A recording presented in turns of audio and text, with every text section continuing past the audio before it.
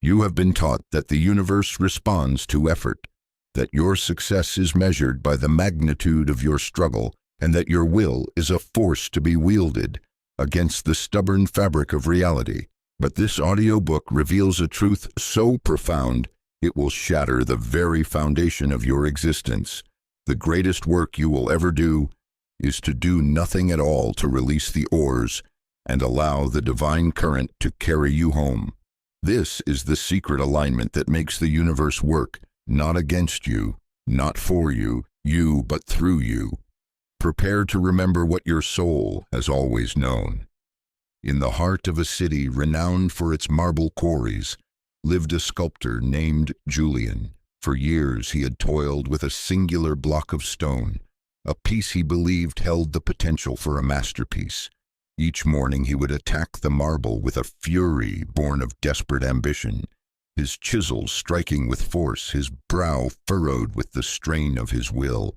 He sought to impose his vision upon the stone, to bend its nature to his own. Yet the more he struggled, the more the marble resisted. His touch cracks would appear. In unexpected places, the stone's grain would fight his every move, and the form he envisioned remained trapped, a prisoner of his own relentless effort, exhausted and defeated. Julian one day cast his tools aside and slumped before the unyielding block. He did not plead, he did not command. He simply sat in silent surrender as dusk painted the workshop. In hues of lavender and gold, an old woman entered her presence as quiet as the fading light. She looked not at Julian, but at the scarred marble. "You try to tell the stone what it wants to be," she whispered, her voice like the rustling of ancient leaves. "Listen, and it will tell you." In that moment of profound stillness, Julian understood the universe operates not through imposition, but through revelation. Your relentless effort, your ceaseless striving, is the very barrier that separates you from the reality you wish to create. You have been taught to push against the river of life, believing that your struggle is a testament to your desire. Yet this very pushing creates a countercurrent, a resistance that holds you in place. The universe, in its infinite wisdom, cannot be forced. It can only be aligned with. It is a dance, and you have been trying to lead without hearing the music. Your struggle is a declaration of separation, a statement that you are here and what you desire is over there. This declaration becomes a self-fulfilling prophecy, for the universe, in its perfect mirroring capacity, can only reflect the truth of your energetic state. You cannot shout your way into a quiet room. You cannot force your way into a state of flow. The key you have been desperately seeking is not a tool of force, but an instrument of harmony. It is the art of listening, of allowing, of becoming so aligned with the cosmic current that your desires manifest not as a result of your doing, but as a natural consequence of your being. The sacred practice of stillness. Observation. Find a quiet sanctuary where the world's demands cannot reach you. Sit in a posture of dignified ease and close your eyes. Turn your awareness inward, not to change anything, but simply to observe, feel the quality of your own energy. Is it restless, grasping, striving, or is it settled, calm, knowing? Notice the subtle tensions in your body, the areas where you are holding on, gripping tightly to outcomes and expectations. Do not judge these sensations. Do not try to release them. Simply witness them with compassionate awareness. In this pure act of observation, a subtle shift begins. The energy of struggle, when seen without judgment, naturally begins to soften like a clenched fist that slowly opens when it is no longer fighting. Stay in this stillness until you feel the quiet hum beneath the noise, the deep current of being that exists below the turbulent surface. Of doing this is your first step in learning the language of alignment. In the ancient port city of Ethel, a young mariner named Elias battled the sea with a fierce and unyielding spirit. He believed the ocean was an adversary to be conquered, its winds a force to be broken. Each day he would set sail, his jaw set tight, his hands gripping the ropes until his knuckles were white. He fought every gust, every current, believing that his strength and determination alone would carry him to distant shores. Yet for all his effort, his journeys were fraught with peril. His vessel battered, his progress slow, and his spirit weary. One evening, as a storm gathered on the horizon, Elias saw another ship gliding through the turbulent waters with an effortless grace. At its helm stood an old sailor, his face weathered by 1,000 voyages, his eyes holding the calm of the deep sea. His sails were not set against the wind, but in perfect harmony with it, using its power to navigate the churning waves. With an elegant precision, Elias watched in disbelief as the old sailor's vessel danced with the very forces he fought against. When they later met in the harbor, Elias asked the old man for his secret. "How do you master the sea with such ease?" he inquired. The old sailor smiled, a gesture as natural as the turning of the tides. "I do not master the sea," he replied. "I listen to it. It tells me where the currents will carry me and which winds will fill my sails. I am not its master. I am its partner. This profound truth awaits your recognition now. The universe is not a chaotic force to be overcome. It is a vast, intelligent current, a divine flow that moves with perfect purpose and wisdom. When you align with this current, it will carry you toward your highest destiny with a speed and grace that your personal efforts could never achieve.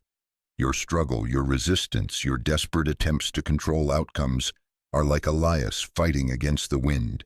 You exhaust your energy battling the very forces that are meant to assist you. The universe is not working against you. You have simply been sailing against its natural flow. Think of a river. It does not strain to reach the ocean. It simply follows the path of least resistance. It yields to the contours of the land, yet its gentle persistence carves canyons through solid rock. This is the nature of true power. It is found not in force, but in yielding, not in resistance, but in alignment. When you cease to push against life, you discover a power that is not your own, a divine intelligence that has been waiting to guide you all along the sacred practice of flow. Visualization. Find a comfortable position and close your eyes. Imagine yourself as a single leaf floating on a vast crystal-clear river. Feel the gentle support of the water beneath you. See the sunlight dancing on its surface. You have no need to steer or struggle. The river knows the way. Its current is wise, its destination certain. Feel any resistance in your body melting away as you surrender to this effortless journey. If a thought of worry or control arises, see it as a small cloud passing in the sky above, having no effect on your serene passage down the river. Rest in this visualization for several minutes, allowing the feeling of effortless movement and divine support to permeate your entire being. This practice retrains your consciousness to trust in the universal current, to release the illusion of control, and to accept the profound ease that comes with true alignment. In a valley known for its luminous gardens, lived a woman named Beatrice. She tended her plot of land with a quiet reverence that baffled her neighbors while they toiled from dawn till dusk, their faces etched with the strain of their labor. Beatrice moved through her garden with a serene grace, her presence alone seeming to coax the flowers into breathtaking bloom. Her neighbors, using every known technique of cultivation, found their gardens producing adequate but uninspired blossoms. Beatrice's, on the other hand, exploded with a vibrancy and life that seemed almost supernatural.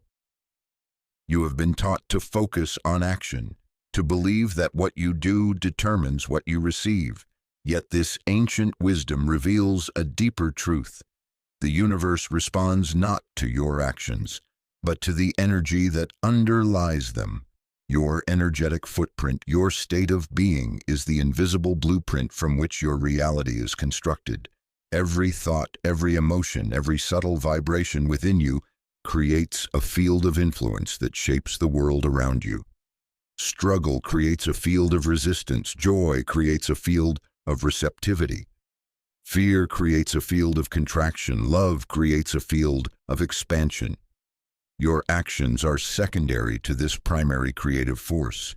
Beatrice's secret was not in her technique but in her being. Before she ever touched a seed or watered a plant, she would spend time in silent communion with her garden. She would fill her heart with love for the soil, with gratitude for the sun and rain, with a deep sense of peace and harmony. She aligned her own energy with the life force of the garden itself. Her physical actions were merely the final expression of an internal state of perfect alignment. Her plants were not just responding to water and sunlight. They were responding to her very essence. A man named Arthur, a skeptic and a pragmatist, observed Beatrice's methods with disbelief, convinced there was a hidden trick. One day he approached her and said, "You must have a secret fertilizer, a special technique you are not sharing." Beatrice smiled, her eyes reflecting the deep peace of her garden. "The secret," she replied, "is not in what I add to the soil, but in what I bring from my soul. This truth now stands before you. The quality of your inner world determines the quality of your outer world. You cannot create a peaceful life from a tormented mind. You cannot manifest abundance from a consciousness of lack. Your reality is a perfect echo of your being. It is not a punishment or a reward. It is simply a reflection. The universe, like a flawless mirror, can only show you what you hold within yourself. The sacred practice of energetic state awareness. Throughout your day, pause for a moment and bring your attention to your inner state. What is the dominant frequency you are broadcasting? Are you emanating stress, hurry, and lack? Or are you radiating peace, spaciousness, and trust? Do not try to change your state. Simply become aware of it, like noticing the weather. This simple act of awareness is profoundly transformative. When you bring consciousness to your energetic footprint, you begin to naturally shift it. You start to choose peace over stress. You begin to cultivate gratitude instead of complaint. This is not a forceful change, but a gentle realignment, a turning of your inner compass toward the true north of your soul's desired state in the magnificent city of Solara. A master planner named Cassian dedicated his life to creating perfect order. Every street was laid out in a precise grid, every building constructed according to a master blueprint. He believed that through meticulous control he could forge a utopia, free from chaos and uncertainty. Yet the more he controlled, the more life rebelled against his designs. Unexpected floods would reroute his perfect aqueducts. Unforeseen social movements would disrupt his orderly public squares. His desperate attempts to impose rigid order only seemed to invite the universe to demonstrate its own fluid, unpredictable nature. You have been taught that control is a virtue, that a well-planned life is a successful life. Yet you stand at the threshold of a paradoxical truth. Your attempt to control life is the very thing that prevents you from experiencing its magic. The universe operates through a divine intelligence that is infinitely more complex and wise than your conscious mind. Your plans, however brilliant, are drawn from a limited pool of known possibilities. The universe, on the other hand, orchestrates from a field of infinite potential. When you insist on your own narrow path, you close yourself off to the miraculous solutions and unforeseen opportunities that the universe is waiting to provide. In a small village nestled in the mountains beyond Solara lived an elder named Elara. She was the village's unofficial guide, but she never made plans. She taught the villagers to build their homes in harmony with the land's natural contours, to plant their crops according to the whispers of the seasons. Her philosophy was simple. We do not command life, we partner with it. Her village was not perfectly ordered like Cassian's city, but it was vibrant, resilient, and filled with a joyful spontaneity that Solara sorely lacked one day.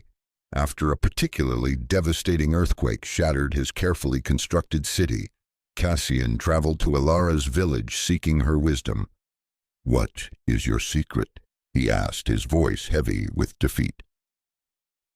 "My city, built on logic and control, lies in ruins. Your village, built on intuition and flow, stands unharmed." Elara led him to a great ancient tree, its branches reaching for the sky in a beautiful, chaotic dance. "This tree does not plan its growth," she said. "It simply responds to the light, the wind, the rain. It trusts in the wisdom of life itself, in your need for control. You have forgotten to trust. This same wisdom is being offered to you. Now true power is found not in gripping tighter, but in letting go. It is found in the surrender of your limited plans to the infinite intelligence of the cosmos. This is not an act of passivity, but one of supreme faith, a declaration that you trust the unseen forces that are orchestrating a reality far grander than you could ever plan. The sacred practice of releasing one outcome. Identify one area of your life where you are trying to exert rigid control. It might be a relationship, a career goal, or a financial outcome. Sit in quiet meditation and visualize this situation in your mind's eye. Feel the tension of your need to control it. Now consciously imagine opening your hands and releasing this entire situation to the universe. Speak these words aloud. I release my need to control this outcome. I surrender it to divine wisdom. I trust in the perfect and miraculous unfolding of my highest good. Feel the immediate sense of relief and spaciousness that comes with this act of surrender. Practice this daily with small things at first, watching as the universe responds with solutions and synchronicities you could never have orchestrated on your own. In a quiet library filled with the scent of old paper and forgotten stories, a woman named Adeline searched for answers. She believed that if she could just find the right book, the right teaching, it would unlock the life she yearned for. Yet with every text she consumed, she felt a growing sense of frustration. The principles were clear, but their application felt hollow. Her life remained a stubborn reflection of her deepest fears. You have sought knowledge. You have practiced techniques. You have followed the guidance of masters. Yet you may have overlooked the most fundamental force at play, the subtle language of resistance. The universe is in a constant state of offering a perpetual flow of abundance, love, and joy, but your own energy field can act as an invisible shield, deflecting the very blessings you are calling forth. Resistance is the static on the line, the unconscious no, that overrides your conscious. Yes, it is the subtle contraction in your heart. When you think of love, the tightening in your stomach. When you dream of wealth. These are not mere emotions. They are powerful energetic broadcasts that tell the universe, keep this away from me. Resistance often masquerades as protection. Your fear of being hurt creates a barrier to intimacy. Your fear of failure prevents you from taking the very risks that lead to success. You believe you are keeping yourself safe, when in reality you are imprisoning yourself in a fortress of your own making. In a nearby town lived a master locksmith named Silas. People came from far and wide with locks that no one else could open. Silas never used force. His touch was light, his attention focused. One day, Adeline brought him an ancient chest she had inherited, one she believed held a great treasure. Silas examined the lock for a moment, then looked at Adeline. "You are turning the key the wrong way," he said gently. Adeline was stunned. She had been trying to force the lock open with all her might. Silas took the key, and with a barely perceptible turn in the opposite direction, the lock clicked open. This is the nature of your resistance. Adeline, you have been trying to force the door to your desires open when the path lies in releasing what is blocking it. This truth is now before you. The key to receiving is not to push harder, but to identify and release the subtle ways you are resisting your own good. Your work is not to convince the universe to give you what you want. Your work is to stop telling it you don't want it. The sacred practice of resistance identification. Find a quiet moment with your journal at the top of a page. Write what I truly desire is, and complete the sentence then beneath it. Write, but I am afraid that. Let your pen flow without censorship. Write down every fear, every doubt, every worst-case scenario that comes to mind. This is not an exercise in negativity. It is an act of illumination. By bringing these hidden resistances into the light of your awareness, you rob them of their unconscious power. Once you have written them all down, read them aloud one by one. After each one, say with clarity and compassion, I see this resistance and I release its power over me. Feel the shift in your energy as you consciously disengage from these old patterns. You are no longer turning the key the wrong way. You are aligning with the natural ease of opening. In a monastery perched high in the snow-capped mountains lived a young monk named Kyle. For years he had dedicated himself to the pursuit of enlightenment. He meditated for hours, studied ancient texts, and followed his master's teachings with unwavering discipline. Yet the peace he sought remained as distant as the horizon. He watched as other monks who seemed to practice with less intensity attained a state of serene joy while he remained caught in a cycle of striving and frustration. You have walked a similar path. You have chased your desires with a fierce determination, believing that the intensity of your pursuit is a measure of your worthiness. Yet the universe operates on a paradoxical principle. What you chase flees from you the more desperately you pursue something, the more you amplify the energy of its absence. You cannot chase happiness, for the act of chasing presupposes that you do not have it.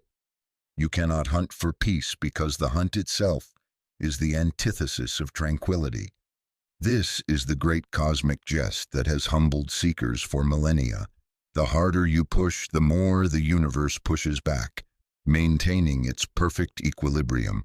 Kyle's master, an old man with the eyes that held the stillness of a mountain lake, observed his student's struggle for a long time. One day, as Kyle sat in strained meditation, the master placed a small bird in his open palm. Hold it, he said softly. Kyle instinctively tightened his grip, fearing the bird would fly away. The small creature struggled, its heart beating wildly against his skin. Hold it without holding it, the master whispered again. Kyle was confused, but he slowly relaxed his fingers, creating a gentle cradle with his hand. The bird immediately ceased its struggle, nestled into his palm, and began to sing softly. In that moment, Kyle understood enlightenment was not a bird to be captured, but a state to be allowed. His desperate pursuit had been the very cage that kept it at bay. This sacred truth is now being offered to you. Your desires are not distant prizes to be won through struggle. They are frequencies to be aligned with. When you release the energy of the chase, you become a magnet for what you seek. Opportunities that were once invisible appear at your doorstep. Relationships that felt impossible flow into your life with ease. This is not magic. It is resonance. It is the natural law of the universe, the sacred practice of non-pursuit. Choose one desire that you have been relentlessly pursuing for the next 7 days. Make a conscious decision to stop chasing it. This does not mean abandoning your desire. It means releasing the desperate energy behind it. Begin each day by acknowledging your desire and then consciously surrendering its outcome to the universe's wisdom throughout the day. Whenever you feel the urge to push, force, or chase, gently bring your awareness back to a state of calm, allowing notice the profound shift in your energy field. Pay close attention to the synchronicities and opportunities that begin to appear when you create space for them to enter. You will discover that the moment you stop chasing your desire, it begins to chase you. In a grand concert hall known for its perfect acoustics, a virtuosic violinist named Isabella stood on stage. Her technique was flawless, every note precise, every passage executed with a perfection that was breathtaking. Yet, as she played, the audience sat in respectful silence, unmoved. Her music was a technical marvel, but it lacked a soul. You have been taught to focus on the mechanics of creation, to believe that if you say the right words and perform the right actions, reality will bend to your will. You have collected affirmations like sheet music and practiced visualizations like scales. Yet you may have found that your life's symphony remains flat and uninspired. The universe is not a machine that responds to correct inputs. It is a living, conscious field that responds to resonance. It does not hear your words. It feels your being. Your state of being is the music your soul plays, and it is this music that the universe dances to. Isabella, distraught by her inability to connect with her audience, sought the counsel of a legendary and reclusive cello master. The master lived in a simple cottage in the woods, surrounded by an aura of profound peace. He listened to Isabella play her complex pieces. Without comment when she finished, he did not speak of her technique. Instead, he asked her a simple question: "When you play, where are you?"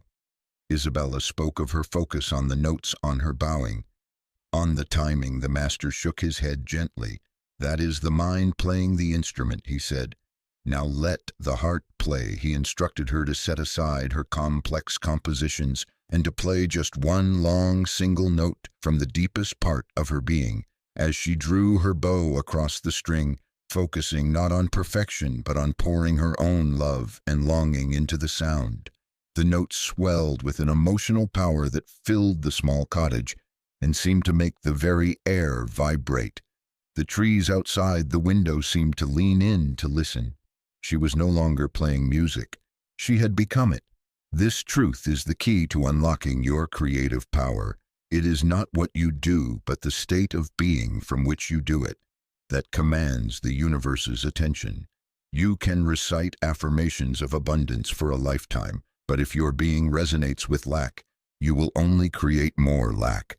But when you embody the feeling of abundance in your very cells, you become a vibrational match for wealth, and it must flow to you. This is the law, the sacred practice of the resonance.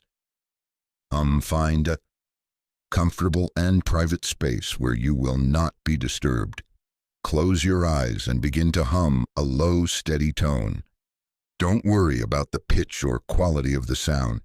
Focus on the vibration it creates within your body. Feel the hum in your chest, your throat, your head. Now bring to mind the desire you wish to manifest. Instead of thinking about the desire in words, feel its emotional essence. What is the feeling of having it? Is it joy, peace, freedom, security? Infuse your hum with this feeling. Let your vibration become a carrier wave for the emotional frequency of your fulfilled desire. Continue this practice for 5 to 10 minutes, allowing your entire energetic system to become attuned to the resonance of your desire. You are no longer asking for something. You are becoming a living, breathing echo of its presence. In a city of gray stone and hurried footsteps lived a man named Theodore. He was an architect, but his dreams were far grander than the functional buildings he designed. Each night he would sketch fantastical structures, spires that touched the clouds, bridges woven from light, and gardens that floated in the air.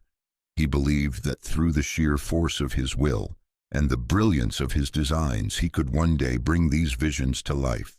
He worked tirelessly, refining his blueprints, presenting them to committees and investors, only to be met with skepticism and rejection. His actions were relentless, but they were born from a place of doing, a belief that he had to build his dreams into existence. You stand at a similar juncture. You have been led to believe that creation is an act of force, a process of doing, yet the greatest masters of reality knew a deeper truth. Creation is not about doing, it is about remembering what already exists. In the realm of pure potential, your mind is not a factory that manufactures reality. It is a receiver that tunes into it. The most magnificent creations are not forced into being. They are allowed to emerge one evening, disheartened and weary. Theodore wandered into an old, forgotten museum in a dimly lit hall. He discovered a strange exhibit, a single black canvas bathed in a soft light. There was no plaque, no explanation, just the dark, empty square as he gazed into its depths. A profound stillness fell over him. His mind, which usually raced with plans and calculations, grew quiet, and in that silence something miraculous happened. From the blackness of the canvas, visions began to emerge. Not his own strained designs, but forms of such sublime beauty and intelligence that they took his breath away. He saw architectures that harmonized with nature, structures that healed and elevated the human spirit. He was not thinking them, he was witnessing them. The museum's curator, an old man with eyes that seemed to hold the secrets of the cosmos, approached him quietly. "Most people see only a blank canvas," he said. "You have seen the void, the womb of all creation. Your greatest work is not to design, but to get out of the way and let the universe design through you. This is the great deception of doing it. Keeps you focused on the limited inventory of your own mind, while the infinite storehouse of cosmic intelligence remains untapped when you cease your frantic activity and enter a state of receptive stillness. You become a channel for a creativity far greater than your own. The most profound inventions, the most moving art, the most transformative ideas have never come from the striving ego. They have been received in moments of grace, moments when the doer stepped aside and allowed the being to emerge. The sacred practice of the receptive pause several times throughout your day. Practice the art of stopping completely for just 1 minute. Cease all physical and mental activity. Let go of your to-do lists, your plans, your worries. Simply be present in the silence. Feel the space between your thoughts. This is the fertile void where inspiration is born. You are not trying to get anything from this practice. You are simply creating and opening a crack in the facade of doing through which the universe can whisper its secrets. As you cultivate this practice, you will find that solutions to problems appear effortlessly. Creative ideas surface without warning, and a sense of divine guidance begins to permeate your life. You will learn that true power lies not in pushing forward, but in the sacred pause that allows the universe to lead the way in a land of shimmering deserts and ancient starlit nights. A young woman named Lyra learned the sacred art of bell making. From her grandmother, the old woman taught her that the secret to a bell's perfect tone was not just in the quality of the metal or the precision of the casting, but in its ability to resonate in harmony with its surroundings. A bell that was out of tune with the desert's frequency, she explained, would produce a sound that was jarring and quickly silenced by the vast emptiness. You are a living bell, and the universe is the grand cathedral in which you resonate.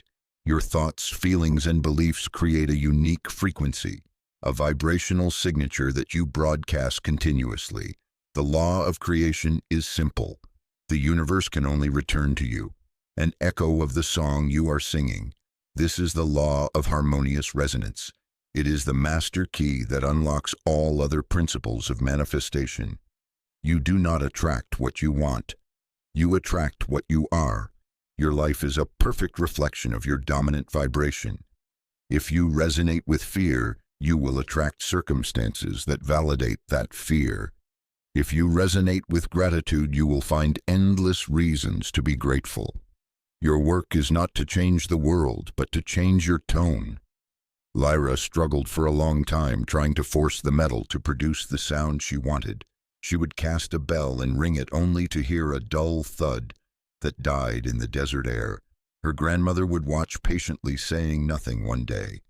In frustration, Lyra sat in silence and simply listened.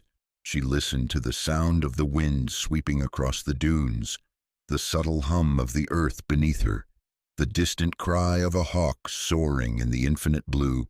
She began to feel the desert's unique vibration, its deep, ancient rhythm. Then she returned to her forge and began to work, not from a plan in her head, but from the feeling in her heart. She hummed the desert song. As she poured the molten metal, she let the rhythm of the wind guide her hammer. When she finally struck the finished bell, a tone of such purity and power rang out that it seemed to make the very stars shimmer in response. The sound did not fight the silence. It became one with it. This is the path of mastery that lies before you, to cease your struggle against the universe and to learn to sing in harmony with it. This alignment is not a mental exercise. It is a full-body experience, a shift in your very essence. It is the moment you stop asking the universe for what you want, and you start becoming a vibrational match for it, so that it has no choice but to deliver it to you. the sacred practice of harmony. Attunement. Sit or lie down in a comfortable position and bring your awareness to your breath as you inhale. Imagine you are drawing in the energy of the universe, a golden, luminous light. As you exhale, imagine you are releasing your own unique energy out into the world. See these two energies meeting and mingling, creating a harmonious field around you. Now, bring to mind your desire. Feel its energetic signature without putting words to it. What is its frequency, its texture, its color? Now begin to adjust your own inner vibration to match it. You might do this by changing your breath, by imagining a certain color filling your body, or by generating the precise emotion that corresponds to your desire. Continue this process until you feel no separation between your energy and the energy of your desire. You have become one resonance, one harmonious tone. In that moment, the universe recognizes you as its own, and your desire begins its journey from the unseen into the seen. In a remote monastery, hidden deep within a bamboo forest, lived a master weaver, known only as Anja. Her tapestries were legendary, said to depict not just images, but the very essence of the things they portrayed. A woven flower would fill the room with its fragrance. A tapestry of a stream would seem to murmur with the sound of flowing water. Seekers of wisdom would travel for months. To ask for her secret, you have been taught that your power lies in your focus, in your ability to concentrate your thoughts and will upon a desired outcome. But this is only the surface of a much deeper truth. True creative power emerges not from the concentrated mind, but from the silent space between your thoughts. This is the still point, the silent center of the cyclone from which all creation is born. The mind is a tool of the world of form. It can analyze, categorize, and plan, but it cannot create anything truly new. It can only rearrange what it already knows. The still point, however, is a gateway to the formless realm, the infinite field of pure potential from which all things arise. When you access this space, you are no longer limited by your personal knowledge or experience. You are connected to the infinite intelligence of the universe.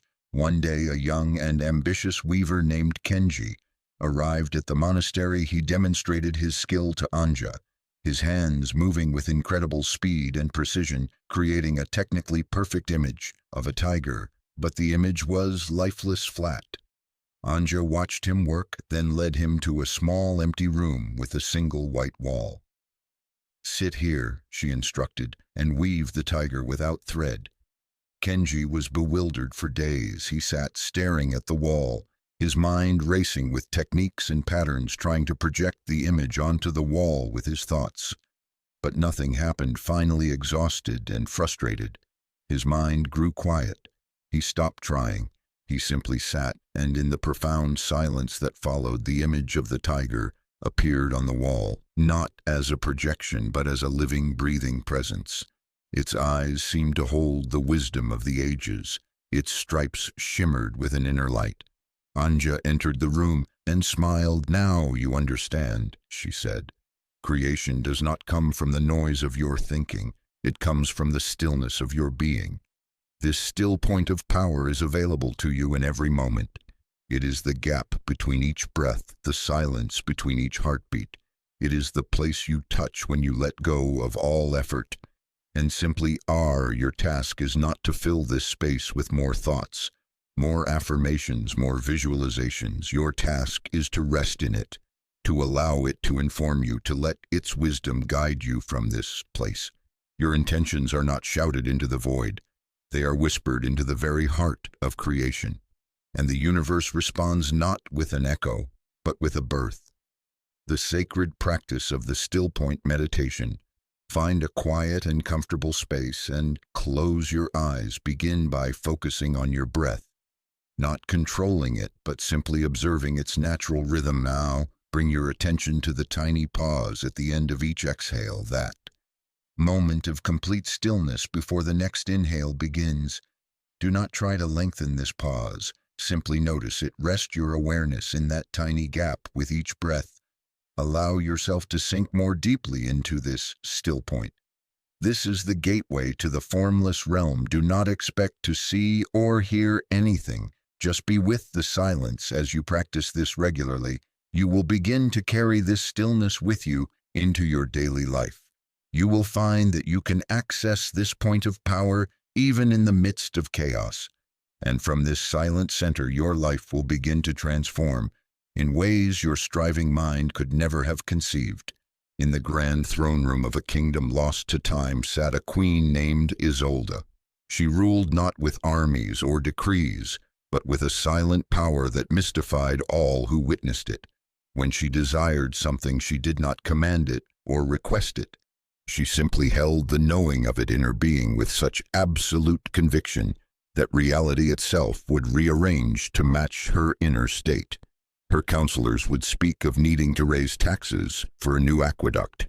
Isolde would simply close her eyes for a moment, and the next day, a visiting dignitary would offer the funds as a gift. Her generals would warn of an approaching enemy army, and Isolde would enter her chambers in silence, and the army would mysteriously change course. You have been taught to believe in what you desire, but this is a child's understanding of creation. Belief is fragile. It requires evidence. It is prone to doubt. Knowing is an entirely different state of being. It is an unshakable certainty that transcends all external circumstances. It is the foundation upon which masters build their reality.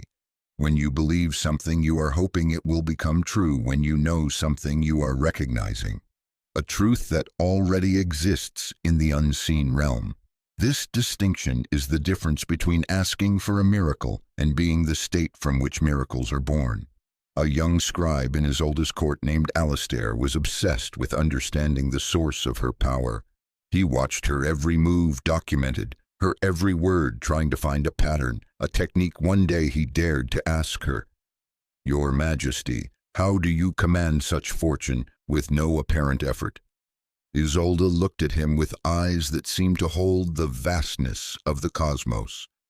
"Alistair," she said, "do you believe the sun will rise tomorrow?" "Yes, of course, Your Majesty," he replied. "Do you hope it will rise? Do you pray for it to rise?" Isolde asked. "No," he said, puzzled. "I simply know it will rise." A gentle smile touched Isolde's lips, and that, she said, is the only magic I possess. This is the power that now awaits your command, to move beyond the fluctuating realm of belief and into the solid ground of absolute knowing. When you know your desire is a fulfilled reality, its manifestation is no longer a question of if, but simply a matter of the natural unfolding of universal law. You do not need to check for signs. You do not need to reinforce your desire with endless affirmations. You simply rest in the certainty of its existence and the universe. A faithful servant to the law of resonance must bring it forth. The sacred practice of the declaration of certainty. Choose one desire you wish to manifest. Now craft a statement that declares it as a present and absolute reality, not a future hope. For example, instead of "I want to be wealthy," your declaration would be "I am the embodiment of infinite abundance," instead of "I hope to find love." It would be "Divine love flows through me and as me." Stand before a mirror, look directly into your own eyes, and speak your declaration aloud. Do not speak it as an affirmation you are trying to convince yourself of. Speak it as a fundamental law of your existence. Like declaring that gravity exists, feel the shift in your entire being as you move from the energy of wanting to the energy of knowing. Repeat this practice daily until the feeling of certainty is as natural and unquestionable as the rising of the sun in a valley where a great river flowed to the sea. Lived a farmer named Marcus. Each year he would build strong dams and intricate canals, trying to force the river's water to his fields. His efforts were immense, his days filled with toil. Yet the river was unpredictable, sometimes flooding his work, sometimes leaving his canals dry. He was in a constant battle with the very source of life he depended on. You have approached your life in much the same way. You have tried to manage and control the flow of abundance, of love, of inspiration, Believing that your effort is the key to your success, you have built dams of expectation and canals of specific plans, trying to force the universe to deliver its blessings in the way you deem best. Yet this ancient wisdom reveals a more graceful and powerful way. The art of allowing the universe is a river of infinite good flowing constantly toward you. Your only task is to get out of its way. Allowing is not a passive state of resignation. It is an active state of radical trust. It is the conscious decision to release your grip on how your desires must manifest and to open yourself to receiving them in ways that are far beyond your current comprehension. It is a shift from the limited intelligence of the ego to the infinite wisdom of the cosmos. Downstream from Marcus lived a woman named Clara. Her fields were always lush and green, yet she seemed to work very little. She had built no dams, no complex irrigation systems. Instead, she had simply dug a wide, gentle channel from the riverbank to her land. She did not try to force the water. She simply created an opening and invited it in. One day, Marcus, his own fields parched and cracked, went to Clara in desperation. "What is your secret?" he asked. "How do your fields flourish with so little effort?" Clara led him to the edge of her property and pointed to the simple channel. "I do not command the river," she said. "I make myself receptive to it. This is the profound truth that now stands before you. Your power lies not in making things happen, but in allowing them to happen. Your constant planning, your worrying, your attempts to control every outcome are the very dams that block the flow. You do not need to figure out how your good will come to you. The universe has already devised 1,000,000 pathways, more ingenious than any you could imagine. Your work is simply to become a clear and open channel. The sacred practice of the open palm. Find a quiet moment and sit in a comfortable position. Close your eyes and hold your hands in your lap. With the palms facing down, feel the energy of control, of holding on, of trying to manage the world.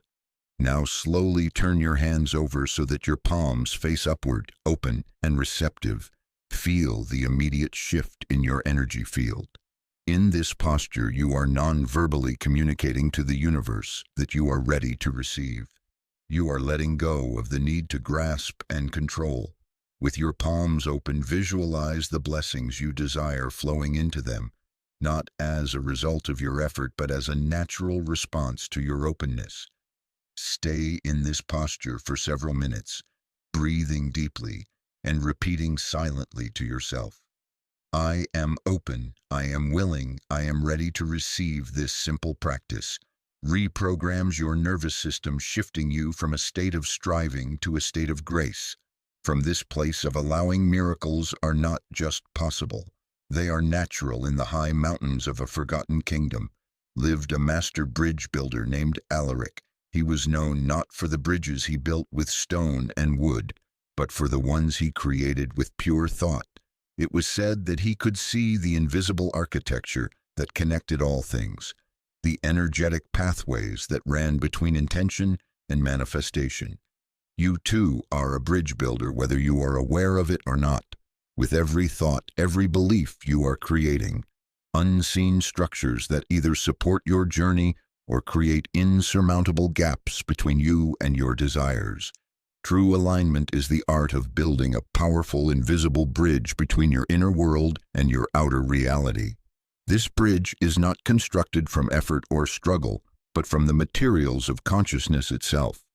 Its foundation is your unwavering belief.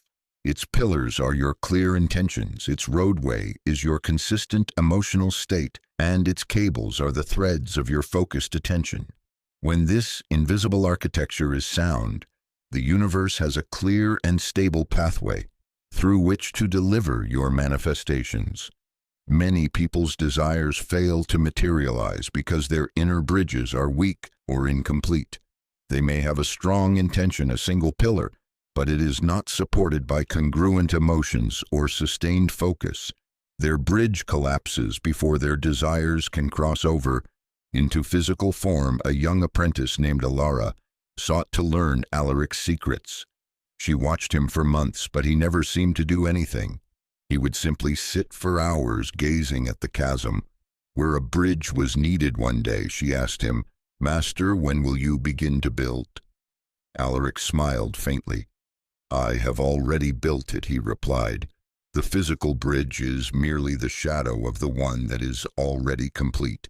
In my mind, he taught her to see the shimmering, energetic form of the bridge before a single stone was laid, to test its strength in her consciousness, to walk across it in her meditations until it was more real to her than the physical world. Only then would he allow the physical construction to begin, for he knew that the outer world was merely a mirror of the inner blueprint. This is the secret of effortless creation. You must complete your creations in the unseen realm first when you build a bridge of such power and clarity. In your consciousness, the universe has no choice but to manifest its physical reflection. It becomes a law of resonance. The physical must conform to the energetic master plan, the sacred practice of sensing the unseen support. Choose one of your desires now. Close your eyes and imagine the vast space between where you are and where that desire is fulfilled. Instead of feeling it as an empty void, begin to sense the invisible structures that are already in place. To support your journey, you may perceive them as bridges of light, pathways of energy, or a network of golden threads. Feel their strength, their stability, their reality. Sense the unseen hands of the universe already at work on your behalf, orchestrating synchronicities, aligning resources, and clearing the path before you walk across this invisible bridge. In your mind's eye, feeling its solid support beneath your every step. Practice this until the unseen support feels more real than any perceived obstacle. You are no longer trying to get to your desire.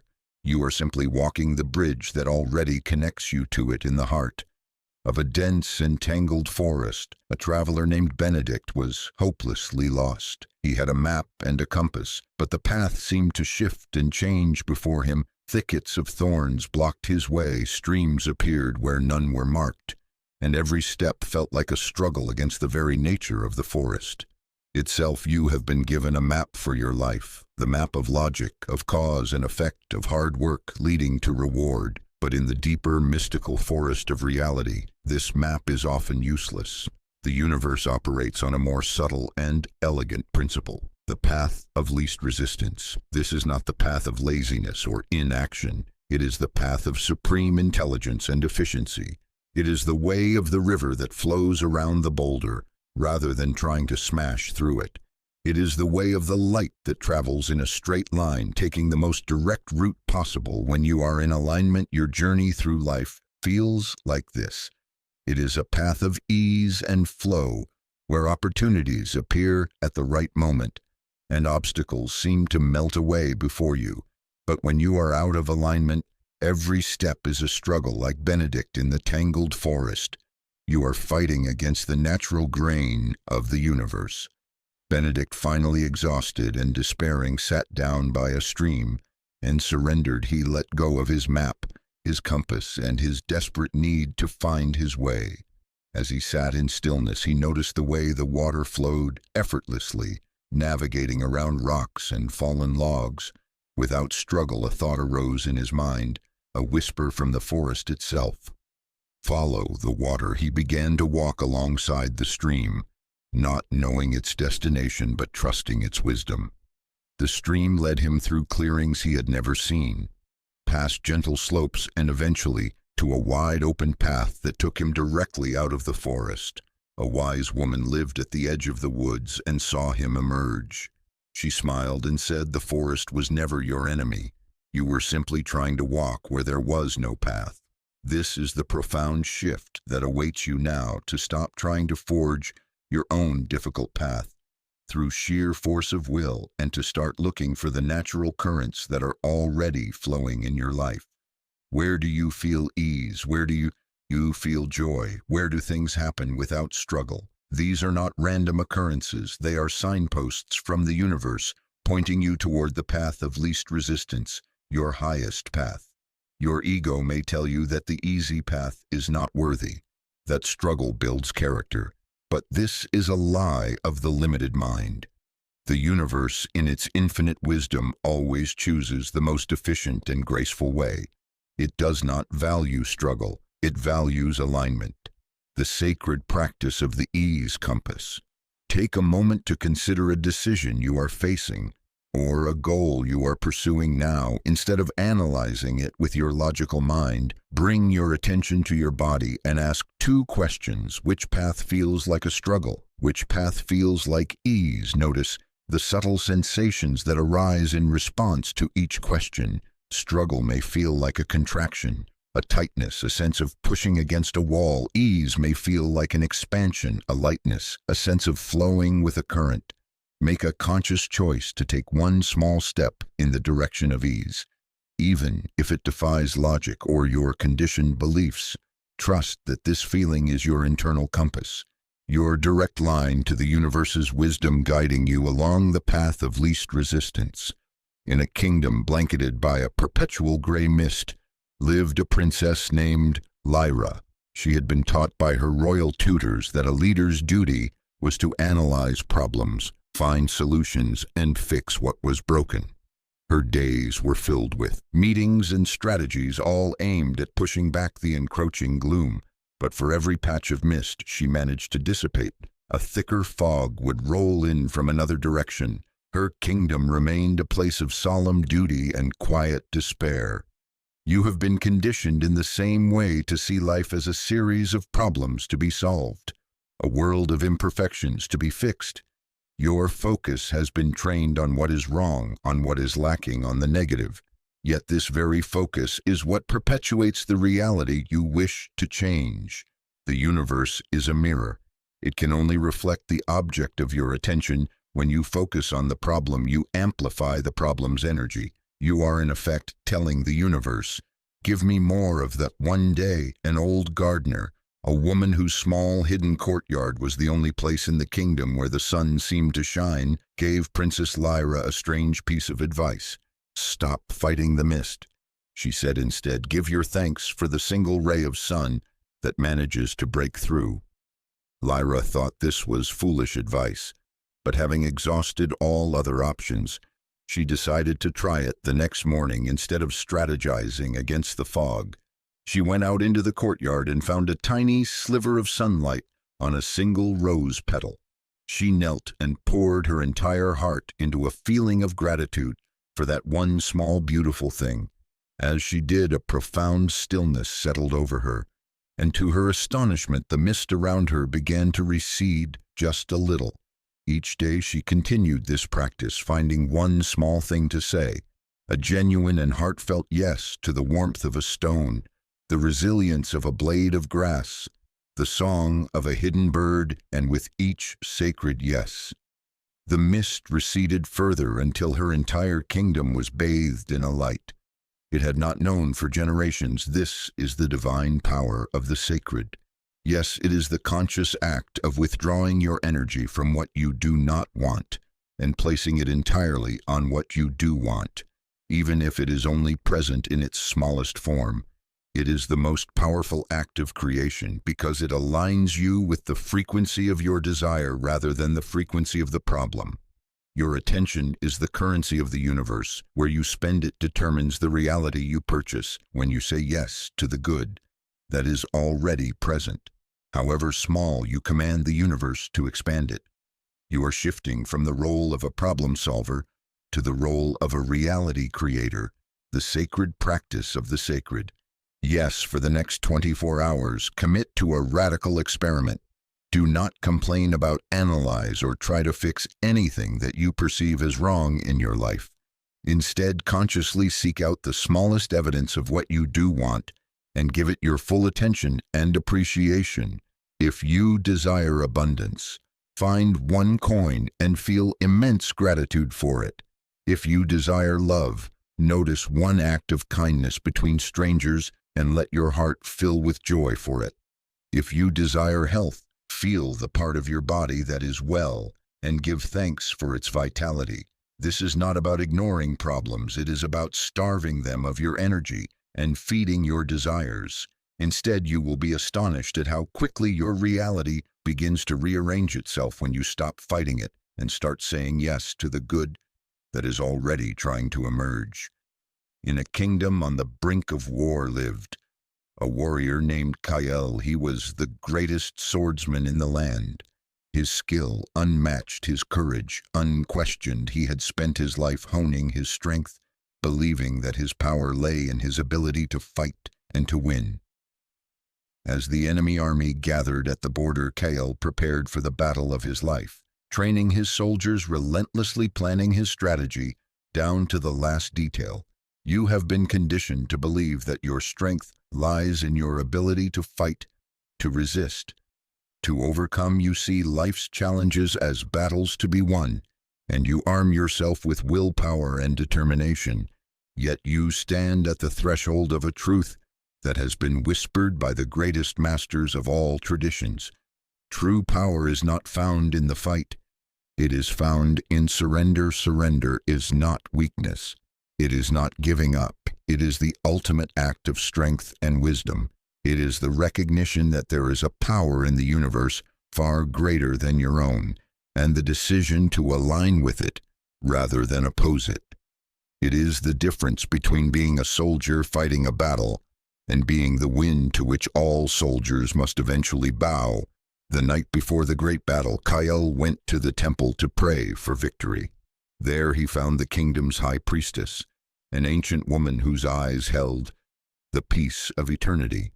"You pray to win a war," she said, her voice soft but clear.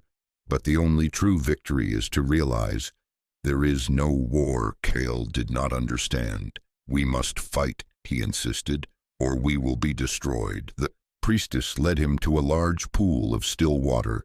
She dropped a single stone into its center and watched the ripples expand. "What happens if the water resists?" "The ripples?" she asked.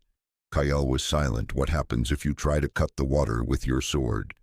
"The water cannot be defeated," she said, "because it does not fight, it yields. It surrounds it, absorbs it, transforms what it touches, not through force, but through its very nature." Kael returned to his camp with a new understanding. The next morning, as the enemy army approached, he did not order his soldiers to attack. Instead, he walked out onto the battlefield, alone and unarmed. He knelt on the ground and bowed his head in a gesture of complete surrender.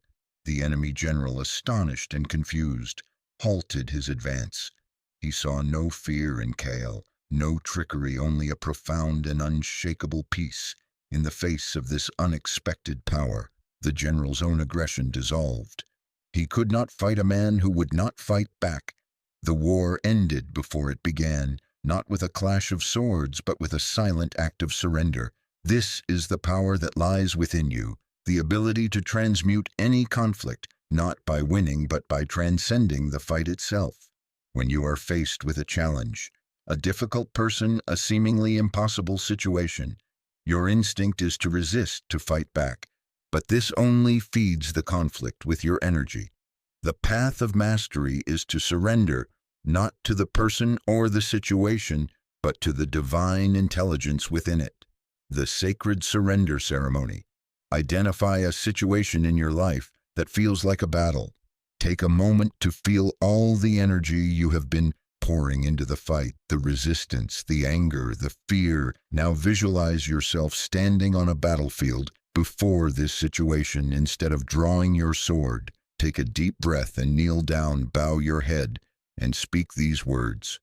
"I surrender this battle. I release my need to win, my need to be right, my need to fight. I surrender this entire situation to the divine, and I trust in a solution that is for the highest good of all." Feel the immense power and peace that floods your being as you perform this act of true strength. You are not giving up. You are stepping into a power so profound that the battle itself can no longer exist in its presence. In the heart of a city that worshipped innovation lived an inventor named Alistair. His workshop was a testament to his tireless mind, filled with complex schematics and half-finished machines. He was driven by a single-minded goal to create something truly new something the world had never seen yet for all his effort. His inventions were merely clever variations of things that already existed. He was trapped in a cycle of rearranging the known, unable to break through to the truly original. You have been taught that your greatest contributions will come from your mind, from your ability to think and to reason. But the mind is a limited tool. It can only work with the information it has been given. It cannot access the realm of pure potential from which all true innovation is born. Inspired action is not the product of the thinking mind. It is a directive from the universe itself. It is the sudden insight that arrives in the shower, the inexplicable urge to turn down a certain street, the whisper of a solution that comes in a dream.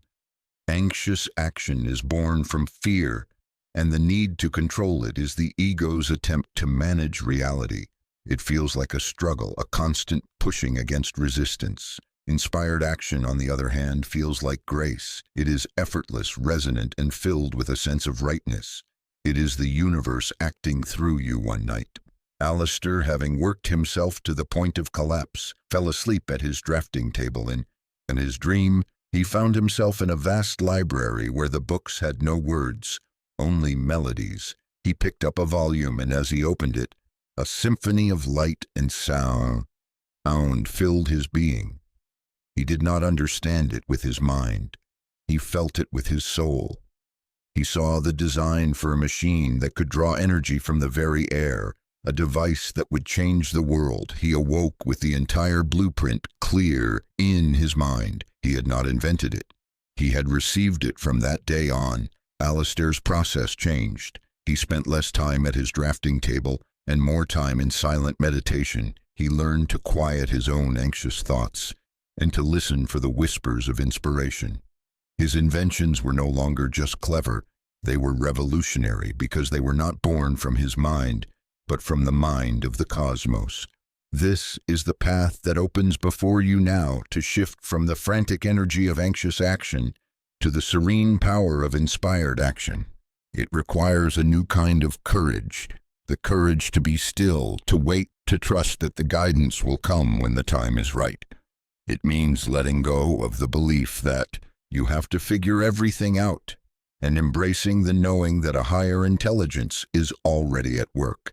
The sacred practice of the intuitive nudge throughout your day. Pay close attention to the subtle impulses that arise within you. The gentle nudge to call a friend you haven't spoken to in years. The sudden desire to visit a particular place. The quiet knowing that you should say yes or no to an opportunity. These are not random thoughts. They are whispers of inspired action when you receive such a nudge. Do not overanalyze it. Do not ask for proof, simply honor it. Take one small step in the direction. It indicates this practice builds your muscle of trust. It trains you to recognize and act on divine guidance. With each nudge you follow, the channel of inspiration becomes clearer and stronger until your entire life becomes a dance of co-creation with the universe. In a time before written maps, travelers were guided by the subtle language of the natural world. The flight of a flock of birds would indicate the direction of a water source. The pattern of stars would reveal the path through a treacherous desert. They did not navigate with logic, but with a deep and intuitive connection to the signs. The universe provided you live in a world that has forgotten this tingered language. You have been taught to trust in data, in plans, in the tangible evidence of your senses. Yet the universe is in constant communication with you, speaking a language of synchronicity and signs. These are not mere coincidences. They are divine affirmations, breadcrumbs on your path, confirming that you are in alignment with your highest good. When you ask the universe for guidance and then step into alignment, it will begin to speak to you. You may see repeating numbers like 1111 or 444, which serve as cosmic winks, reassuring you of your connection. You may hear a song on the radio with lyrics that answer a question you just asked. You may have a chance encounter with a stranger who says the exact thing you need to hear. These signs are the universe's way of saying, yes, you are on the right path. Keep going. A woman named Clara lived a life governed by strict schedules and logical decisions. She had a 5-year plan, a 10-year plan, and she rarely deviated from them. But her life felt sterile and devoid of magic. One day she read an old book that spoke of living by signs as an experiment. She asked the universe to show her a sign if she should take a new job.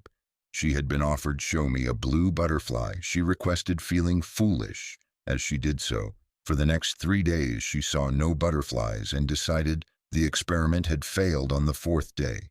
As she sat in a cafe lamenting her predictable life, a small child at the next table came over and handed her a drawing, a crayon masterpiece of a bright blue butterfly. Clara stared at the drawing, her heart pounding. In that moment, her logical world cracked open and a new dimension of reality revealed itself. She took the job, and it led to a life more wonderful than anything she could have planned. Your rational mind may dismiss these signs as wishful thinking, but your soul recognizes their truth. The more you acknowledge them, the more they will appear. The universe delights in this playful communication. It is a dance of call and response. The more you pay attention, the more intricate and beautiful the dance becomes. Your life transforms from a series of calculated steps into a magical treasure hunt where every moment holds the potential for a clue, a message, a signpost from the divine. The sacred practice of the synchronicity log. Dedicate a special journal to be your synchronicity log each day.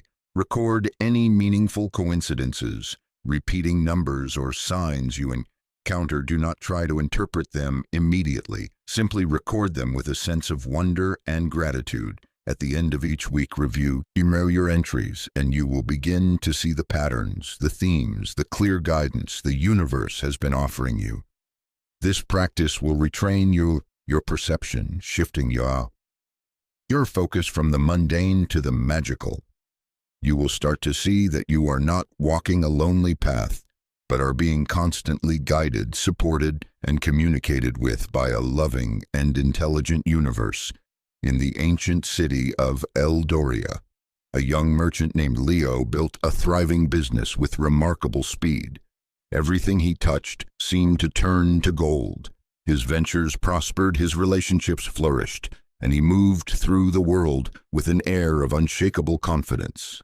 His peers watched with a mixture of awe and envy, attributing his success to luck or some secret strategy, but they were mistaken. You have learned to align your energy to receive guidance and to act on inspiration, but now you must learn the power of the aligned. No, true mastery is not just about knowing what to say yes to. It is about having the clarity and courage to say no to everything that is not in perfect alignment with your highest vision. Every time you say yes to something that feels slightly off, a business partner who doesn't resonate, a project born of obligation, a relationship that drains your energy, you dilute your creative power. You create a leak in your energetic container, and the universe, which responds to clarity, gets a mixed signal.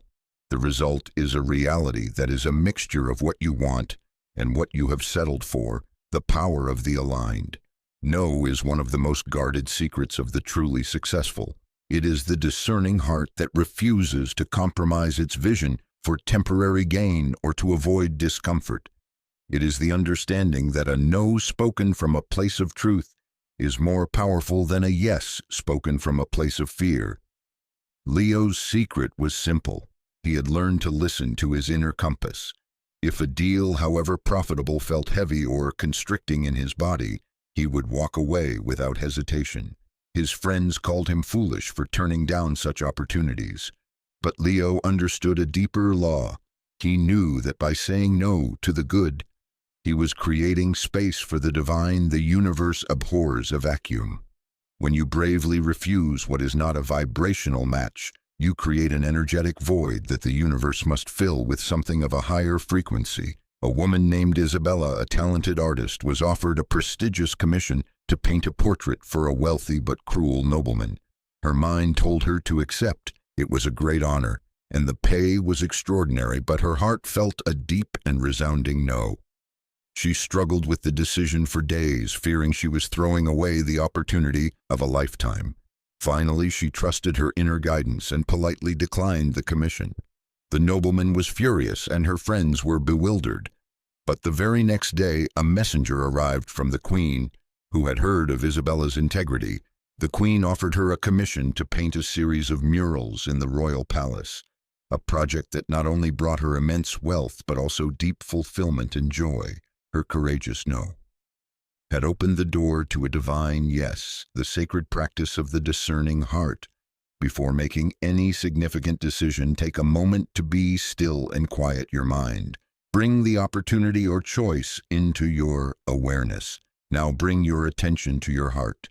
Center, ask your heart a simple question. Is this for my highest good? Wait for the answer. It will not come as a logical thought, but as a physical sensation. A yes will feel expansive, light, and joyful. A no will feel like a contraction, a heaviness, or a sense of dread. Learn to trust this first subtle sensation above all the noise of your mind. Practice this with small decisions at first, and as your trust in your heart's wisdom grows, you will find the courage to apply it to the most important choices in your life, creating a reality that is in perfect alignment with your soul's true desire. In a temple carved from living rock lived an order of healers who possessed a remarkable gift. They did not use herbs or potions, or even touch their patients to facilitate healing. They had mastered the art of using their own bodies as divine barometers capable of detecting and transforming the subtle energetic imbalances that underlie all physical disease. You have been taught to see your body as a physical machine, separate from your consciousness, a vessel that is prone to breakdown and decay. But your body is a sacred and intelligent instrument, a highly sensitive receiver and transmitter of energy. It is constantly giving you feedback about your state of alignment with the universe. Every ache, every pain, every sensation of vitality or fatigue is not a random occurrence. It is a message. Your body is your most honest and immediate guide on the path of mastery. When you are in a state of alignment with your highest truth, your body feels light, vibrant, and filled with energy. When you are out of alignment, entertaining thoughts of fear, doubt, or resentment, your body will signal this through tension, discomfort, or illness. It is a flawless feedback system designed to keep you on the path of your soul's evolution. A young apprentice in the temple named Alara struggled to learn this art. She tried to think her way into healing her patients, analyzing their symptoms and applying mental techniques. Her master, an old woman with skin like wrinkled parchment, watched her for many weeks. "Stop thinking, Alara," she said one day, her voice a gentle whisper. "Feel." Instead, she taught Alara to sit in the presence of a patient and bring her awareness entirely into her own body. Where does my body feel contracted when I think of this person's illness? Where does it feel heavy or cold? These sensations, she explained, were not her own, but a sympathetic resonance with the patient's energy field. By finding the corresponding imbalance within her own body and consciously filling that area with light and love, she could facilitate a healing in the patient without ever touching them. Alara learned that her body was a map of the universe, a microcosm that perfectly mirrored the macrocosm. This same power resides within you. Your physical sensations are a direct language from the divine. When you feel a sudden wave of joy for no apparent reason, it is a confirmation that you are aligned with an incoming blessing. When you feel a knot in your stomach before a business meeting, it is a clear signal to proceed with caution.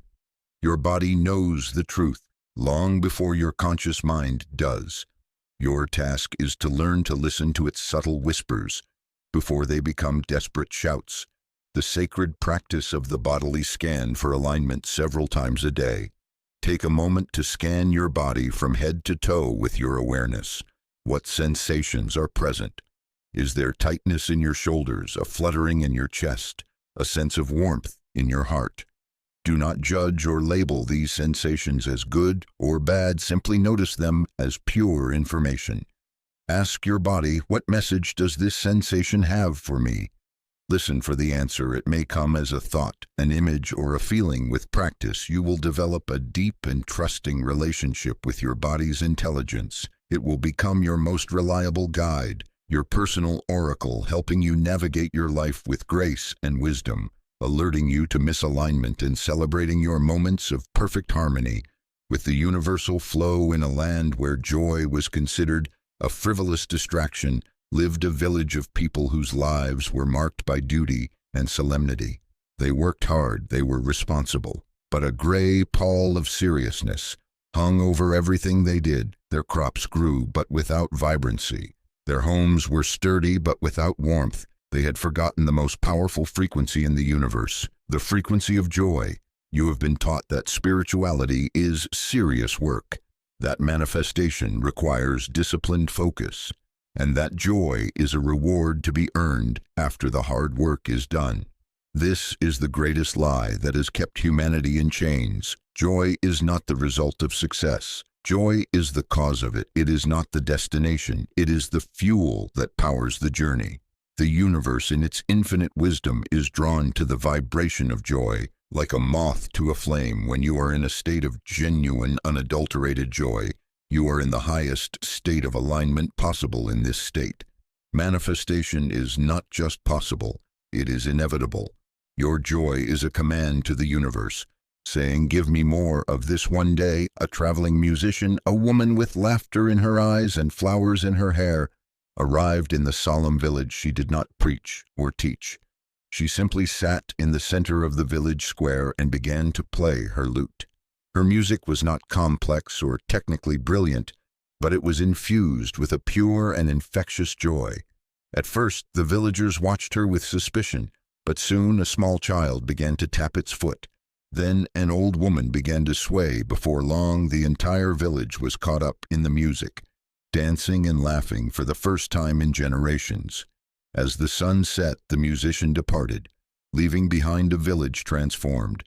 The people looked at each other with new eyes, their faces alive with a light that had long been extinguished. The next morning they noticed something miraculous.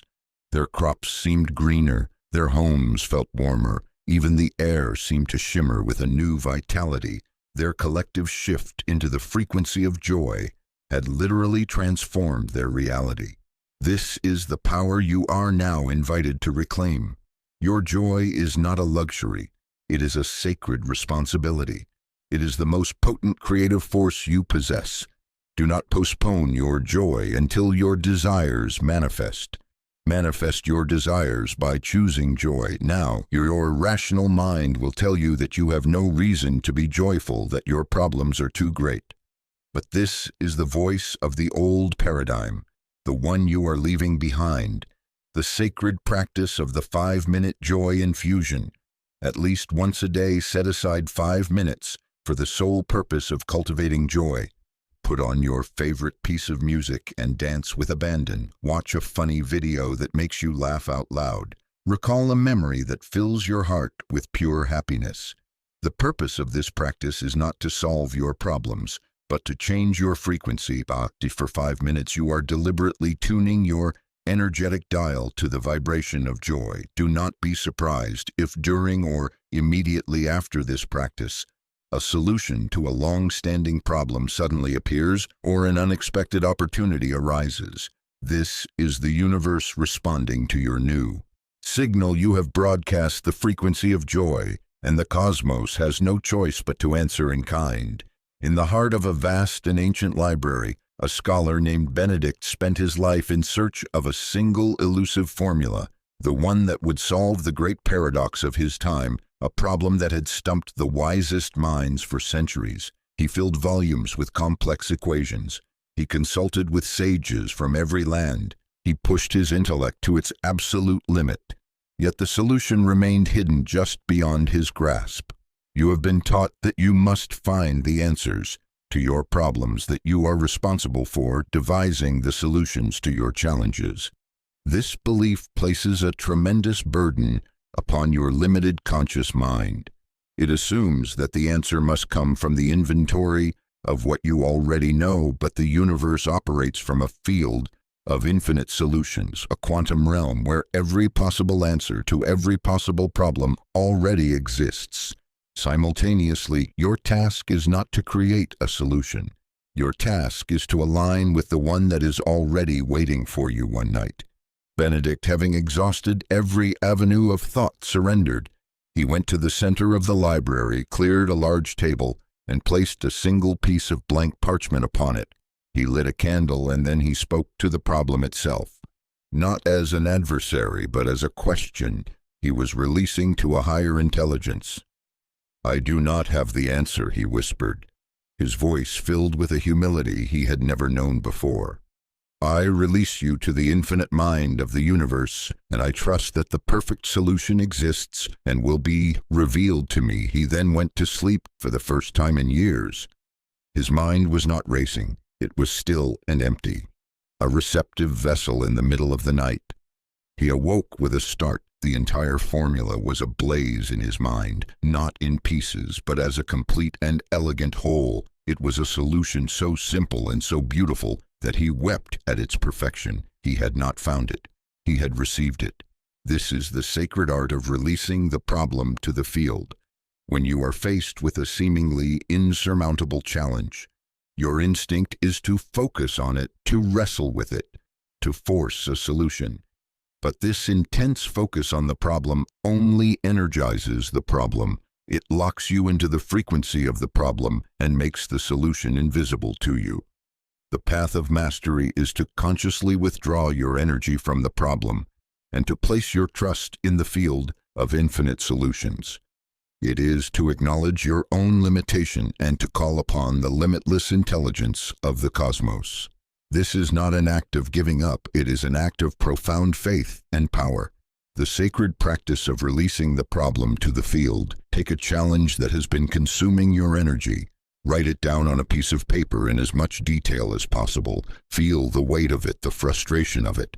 Now go to a place in nature, a park, a garden, or by a body of water. Hold the piece of paper in your hands and read the problem aloud one last time. Then, with a clear and conscious intention, say these words: "I release this problem and its solution to the infinite wisdom of the universe. I know that the perfect answer already exists, and I am now open to receive it." Then either bury the paper in the earth or release it into the water, symbolizing your complete surrender of the problem.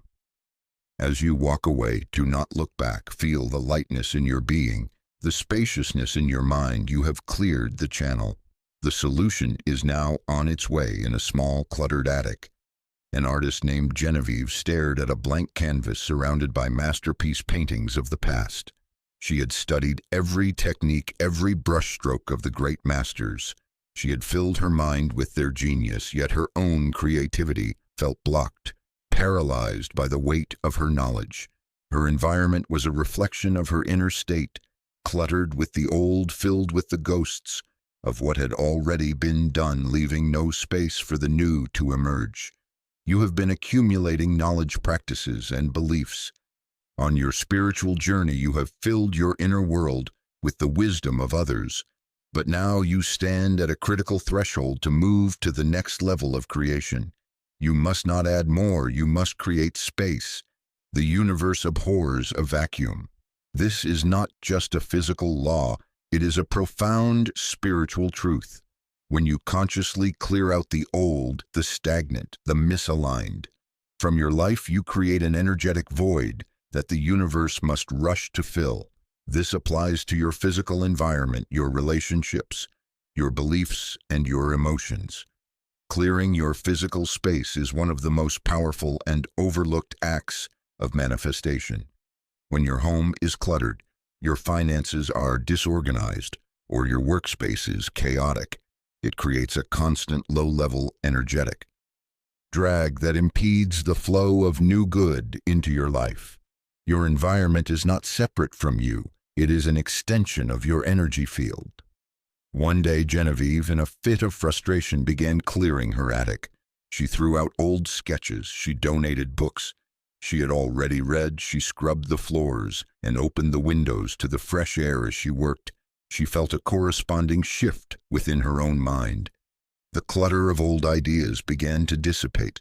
The weight of comparison lifted when the attic was finally clear, empty and filled with light.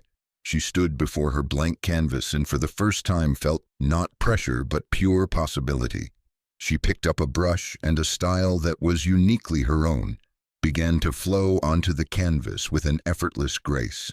This is the power you are now invited to harness. Your desire for a new reality must be matched by your willingness to create space for it. You cannot pour fresh water into a cup that is already full. You cannot welcome a new relationship if your heart is cluttered with the ghosts of the past.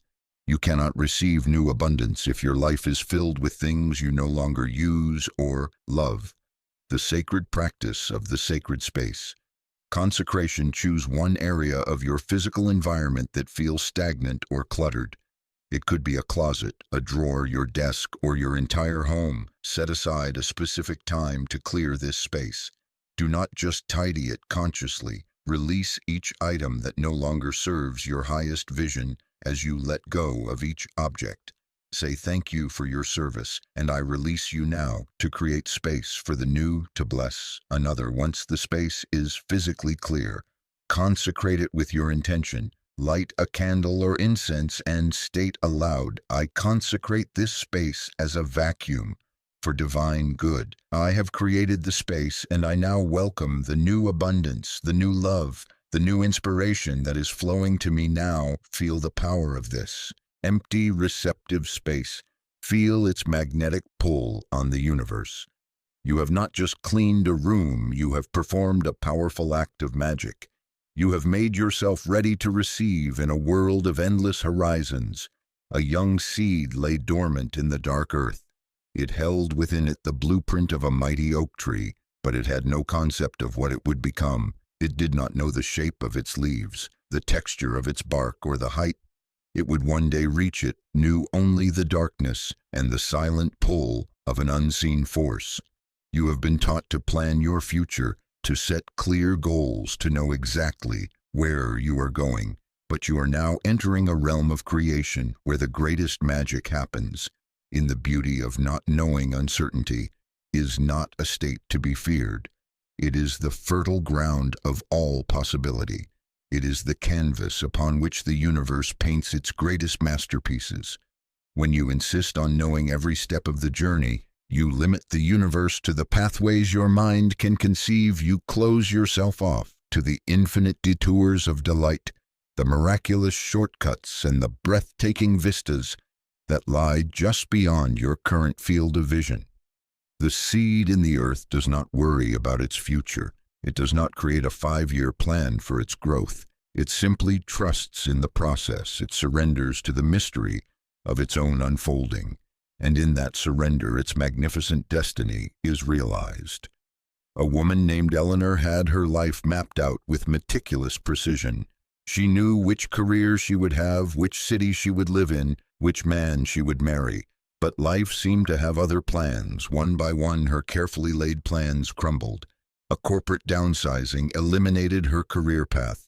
A family illness required her to move to a different city.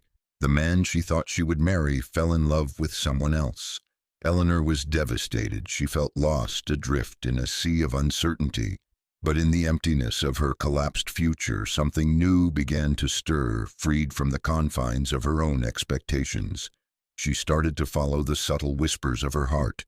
She took a pottery class on a whim. She visited a small coastal town she had always been drawn to. She started spending time with people who nourished her soul, not just those who fit into her plans. Slowly, a new life began to emerge, a life far richer, more joyful and more authentic than anything she could have ever planned. She became a celebrated potter living in the coastal town she loved. Married to a man whose soul danced with hers, she had to lose the life she had planned to find, the life that was waiting for her. This is the courage that is now asked of you, the courage to embrace the unknown, to release your grip on certainty, and to trust that a divine intelligence is weaving a tapestry far more beautiful than your mind can imagine. Your desire to know is the ego's desire for control.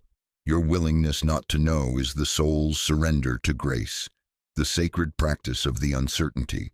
Embrace for one full day, release the need to know what comes next.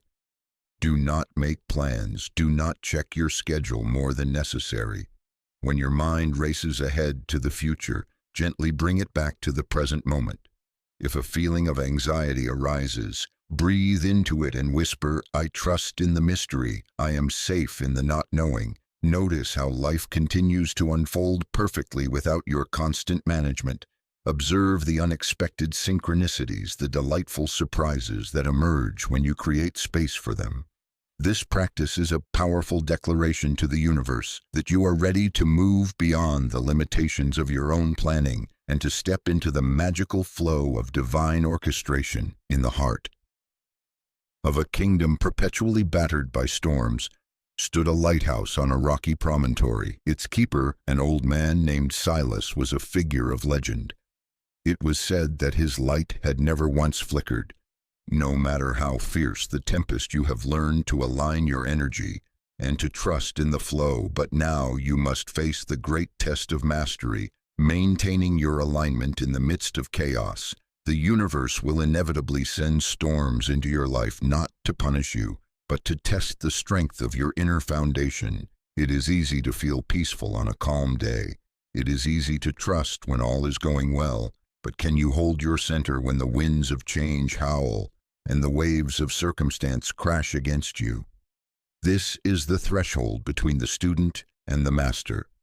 Silas's secret was not in the strength of the lighthouse's structure, but in the unwavering core of his own being. While the storm raged outside, he would go to the center of the tower, to a small circular room where the air was always still there. He would light a single candle and focus his entire attention on its small, steady flame. He did not fight the storm. He did not even acknowledge it. He simply became one with the stillness of the flame. His own inner state became so stable, so unshakable, that it projected itself onto the lighthouse's beacon. The light did not just shine, it radiated a profound peace that seemed to calm the very waters around it. A young sailor who was once saved by Silas's light during a terrible storm later asked him for his secret. "My ship was being torn apart," he said, "but when I saw your light, a strange calm came over me, and I was able to navigate to safety." Silas looked at the young man with his clear, deep eyes. "The light you saw was not in the lantern," he said, "it was in me.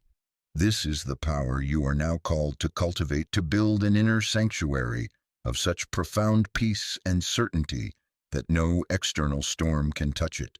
This is your unwavering core, your still point in a spinning world. When you can maintain this state, regardless of circumstances, you become a true lighthouse.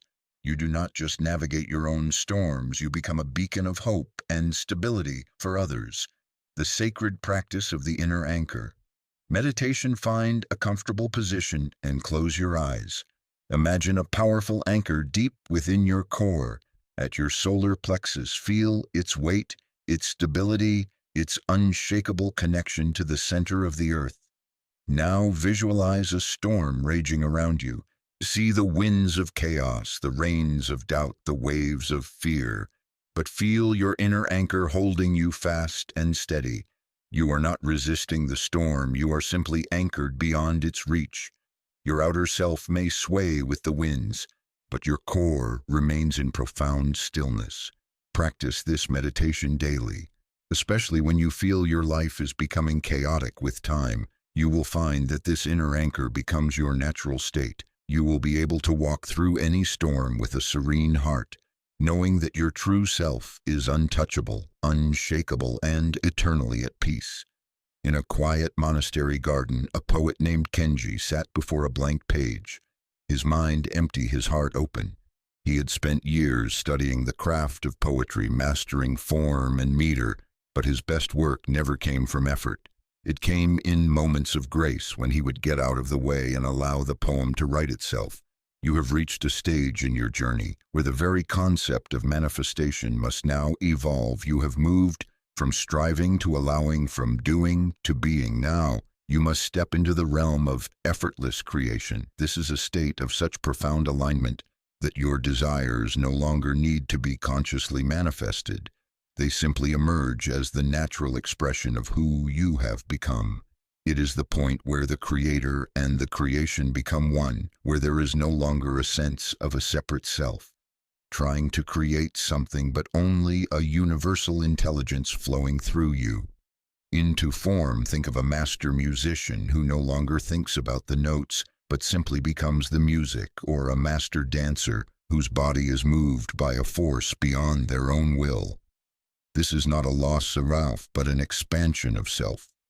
Into the divine, in this state, there is no effort, no struggle, no technique.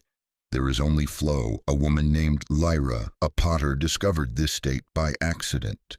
She had been trying for weeks to create a vase of perfect symmetry, but her hands felt clumsy, her mind critical.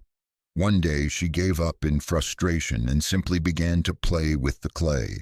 With no goal in her mind, she let her hands move as they wished, following a deeper intuition. As she did so, her ego stepped aside and a higher intelligence took over. The clay seemed to shape itself beneath her touch, forming a vessel of such exquisite beauty and harmony that it took her breath away when it was finished. She knew she had not created it. She had witnessed its creation. This is the state of effortless creation that awaits you. It is the reward for all your work of alignment and surrender. It is the universe's gift to you for trusting its process. It is the moment you graduate from being a student of reality to being a co-creator with it. You will find that ideas flow to you with startling clarity. Solutions to problems appear as if from nowhere. Your actions become imbued with a grace and power that is not your own. You are no longer a small self, trying to make things happen. You are a conduit for the creative force of the universe itself. The sacred practice of the channeling practice. Find a creative medium that you enjoy. It could be writing, painting, music, dance, or even cooking. Set aside a time when you will not be disturbed before you begin. Perform a simple ritual to signal your intention to be a channel. You might say, I am now an open channel for divine creativity to flow through me. Then begin your creative activity with no plan, no goal, no expectation. Simply allow yourself to be moved by the inspiration that arises. Do not judge or edit what comes through. Just let it flow. If you are writing, let the words pour onto the page. If you are painting, let the colors choose themselves. If you are dancing, let your body be moved by an unseen rhythm. Practice this regularly, and you will strengthen your connection to the creative flow. You will learn to trust the guidance that comes through you, and your entire life will become a masterpiece of effortless creation. In the heart of a kingdom that shimmered with an ethereal light, ruled a monarch known only as the sovereign. Their kingdom was a perfect reflection of their own inner state. When the sovereign's heart was filled with peace, the kingdom enjoyed tranquility and harmony. When the sovereign focused on abundance, the kingdom's granaries would overflow. The people of the kingdom did not see their ruler as a person, but as a living mirror through which the divine expressed itself. You have now arrived at the great mirror, a stage of mastery where your external reality becomes an instantaneous and flawless reflection of your internal state of alignment. There is no longer a time lag between your inner shift and its outer manifestation. The moment you change your inner frequency, the mirror of the world reflects that change back to you. This is a place of great power and profound responsibility for you. You realize that nothing in your life is random or external. Every person, every event, every circumstance is a message from your own soul reflected back to you for your learning and evolution. When you encounter a challenge, you no longer see it as an obstacle, but as a reflection of a part of you that is out of alignment. When you experience a great joy, you recognize it as a reflection of your own inner harmony with the divine. A man named Arthur, who had reached this stage of mastery, would spend each morning gazing into a perfectly still pool of water. He did not look for his physical reflection. He looked for the subtle energetic patterns that the water revealed. These patterns were a mirror of his inner world, and they showed him what reality he was creating. For that day, if he saw turbulence, he knew he needed to find his inner stillness. If he saw murkiness, he knew he needed to find his inner clarity. By adjusting his own consciousness, he could watch the reflection in the water change in real time, and he knew that his outer world would follow suit. Your life is this same magical pool of water. It is constantly showing you the state of your own consciousness. Your only task is to learn to read the reflection without judgment and to make the necessary inner adjustments. When you live from this place of awareness, you are no longer a victim of circumstances. You are the master of the mirror. You understand that to change the reflection, you must not try to manipulate the water. You must change the one who is looking into it. This is the essence of sovereign creation. To take complete ownership of your reality, knowing that it is a perfect and loving feedback from the universe, guiding you back to your own divine center. The sacred practice of reality reflection scrying at the end of each day. Take a few moments for quiet reflection. Review the events of your day not as a series of random happenings, but as a series of reflections. Ask yourself, what was my reality reflecting back to me today? What was the underlying theme or message? If you experienced conflict, where was the conflict within me? If you experienced unexpected kindness, where was the kindness within me? Do not blame or judge yourself for these reflections. See them as valuable information, as loving messages from your soul. This practice will transform you from a passive experiencer of life to a conscious interpreter of its divine language. You will begin to see the hidden harmony in all things, and you will walk through the world as a master who understands that all of life is a sacred and beautiful reflection of the self. In the final stages of the alchemical process, the alchemist watches as the disparate elements in the crucible, having been purified and transmuted, finally merge into one perfect substance. The philosopher's stone. At this moment there is no longer lead, and there is no longer the agent that transforms it. There is only gold. You are now approaching the same sacred dissolution, the dissolution of the separate self, the ego that has been on this journey of seeking and becoming. As you deepen into mastery, you begin to realize a truth so profound that it can only be experienced, not spoken. You are not the one who is aligning with the universe. You are the universe aligning with itself. The sense of a separate doer, a small self that is trying to manifest something, begins to dissolve like a drop of rain falling into the ocean. At first this can feel disorienting, even frightening. The ego, which has defined itself by its struggles, its desires, and its achievements, resists this dissolution. But beyond this fear lies a state of liberation and power so immense that it is beyond the ego's comprehension. A hermit who lived in a cave high in the mountains was visited by a young seeker who asked, "Master, how can I become one with the divine?"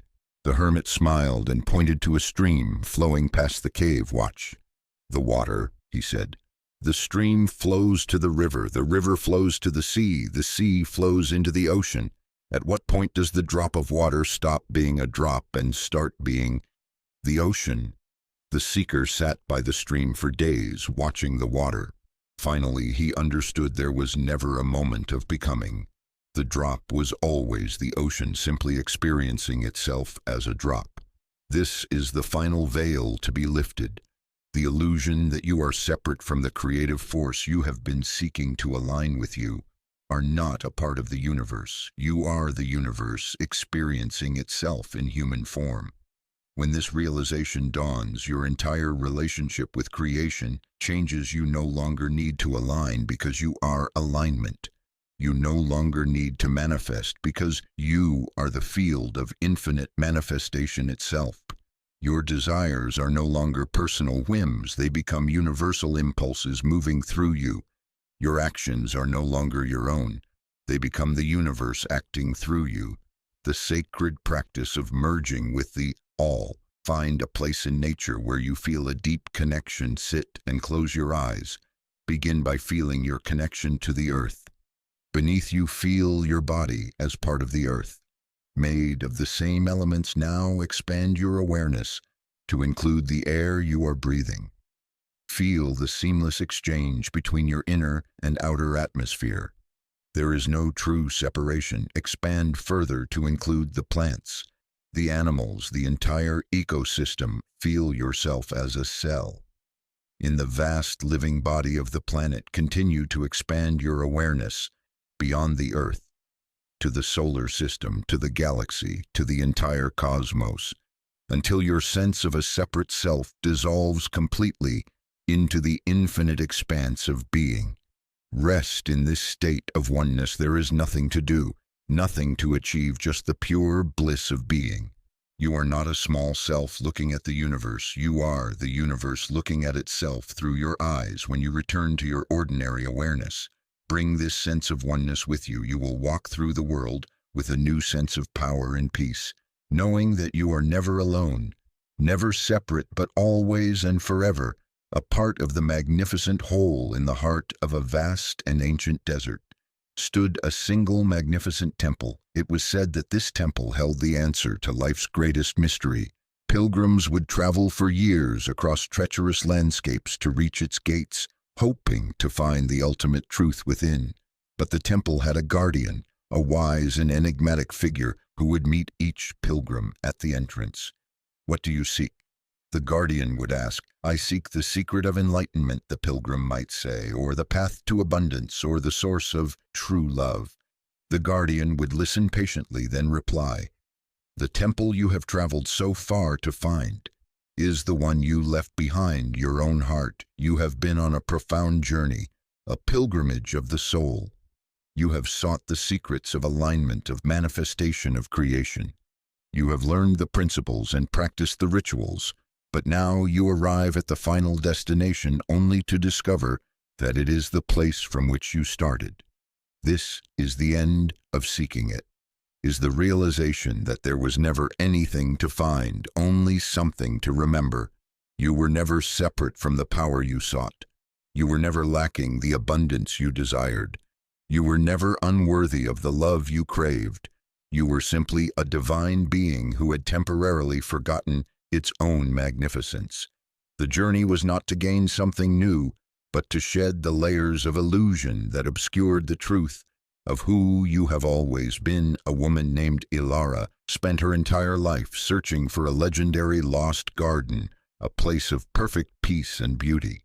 She followed ancient maps, deciphered cryptic clues, and overcame countless obstacles on her quest. One day, after a lifetime of searching, she found herself back in the small village where she was born, tired and disheartened. She sat in the overgrown garden behind her childhood home. As she sat there, a sense of profound peace washed over her. The light seemed to dance on the leaves in a familiar way. The scent of the wildflowers stirred a deep memory, and she realized with a start that this was it. This was the garden she had been searching for all along. It had been here waiting for her the entire time. Her seeking had taken her on a grand adventure around the world, only to lead her back to the treasure that was in her own backyard. Your journey is no different. You have explored the outer realms of knowledge and experience, only to arrive at the quiet sanctuary of your own being. The seeking is over, not because you have failed, but because you have succeeded so profoundly that the need to seek has dissolved. You are not finding the answer. You are becoming the answer. There is nowhere else to go, nothing else to learn. The only practice that remains is to live from this place of knowing, to embody the truth you have uncovered in every moment of your life. The sacred practice of the homecoming. Find a time to be in complete silence and solitude. Bring your journey to mind, all the seeking, all the striving, all the learning. Honor it all. Feel gratitude for every step of the path that has led you to this moment. Now consciously declare, "The search is over. I have arrived. I am home." Feel the profound relief and peace that comes with this declaration. There is no more striving, no more chasing, no more needing, just the simple, quiet joy of being. Rest in this feeling. Let it permeate every cell of your body. This is your true nature. This is your eternal state. This is the secret you were seeking. And it was you all along in a world where everyone was searching for their purpose. Lived a woman named Serafina. She tried everything. She took personality tests. She consulted with career counselors. She traveled to distant lands seeking a calling, but her purpose remained elusive, a frustrating and distant concept. You have been taught that your purpose is something you must find, a hidden treasure that you must uncover through diligent searching. But this is a misunderstanding that creates immense struggle and anxiety. Your purpose is not a destination to be reached. It is a quality of being to be expressed. It is not what you do. It is the energy you bring to what you do. The universe does not have a specific job title in mind for you. It has a unique frequency that it wishes to express through you. And this frequency is always revealed through the pathway of your greatest joy, what you love to do, what makes you feel most alive, what makes you lose track of time. This is not a frivolous distraction. It is your soul's compass pointing you directly to your purpose. When you follow your joy, you are not being selfish. You are being of the highest service to the world, because you are bringing your unique divine frequency into full expression. Serafina, after years of fruitless searching, gave up. She decided to stop looking for her purpose and to simply start doing what she loved. She had always adored working with clay, so she spent her days in a small studio losing herself in the tactile joy of shaping earth and water. She had no plan to sell her creations, no desire to become famous. She was simply following her bliss. But a strange thing happened. People who visited her studio reported feeling a profound sense of peace and healing in the presence of her pottery. They were not just buying pots. They were buying the energy of joy and serenity that she had infused into them. Soon her small studio became a beacon of light in her community. People came not just for her art, but for the feeling they got from being around her. Serafina had not found her purpose. Her purpose had found her the moment she stopped searching and started living it. This is the paradox of purpose that awaits your discovery. Release the frantic search. Cease the mental gymnastics of trying to figure it all out, and simply turn your attention to what brings you joy. What are you doing when you feel most like yourself? What activities make your heart sing? These are not clues to your purpose. They are your purpose in action. Your purpose is not one single thing. It is the golden thread of joy that you weave through all the things you do. You can express your purpose while washing the dishes, while talking to a friend, while walking in nature. It is a way of being in the world that naturally aligns you with the people, opportunities, and circumstances that allow for its fullest expression.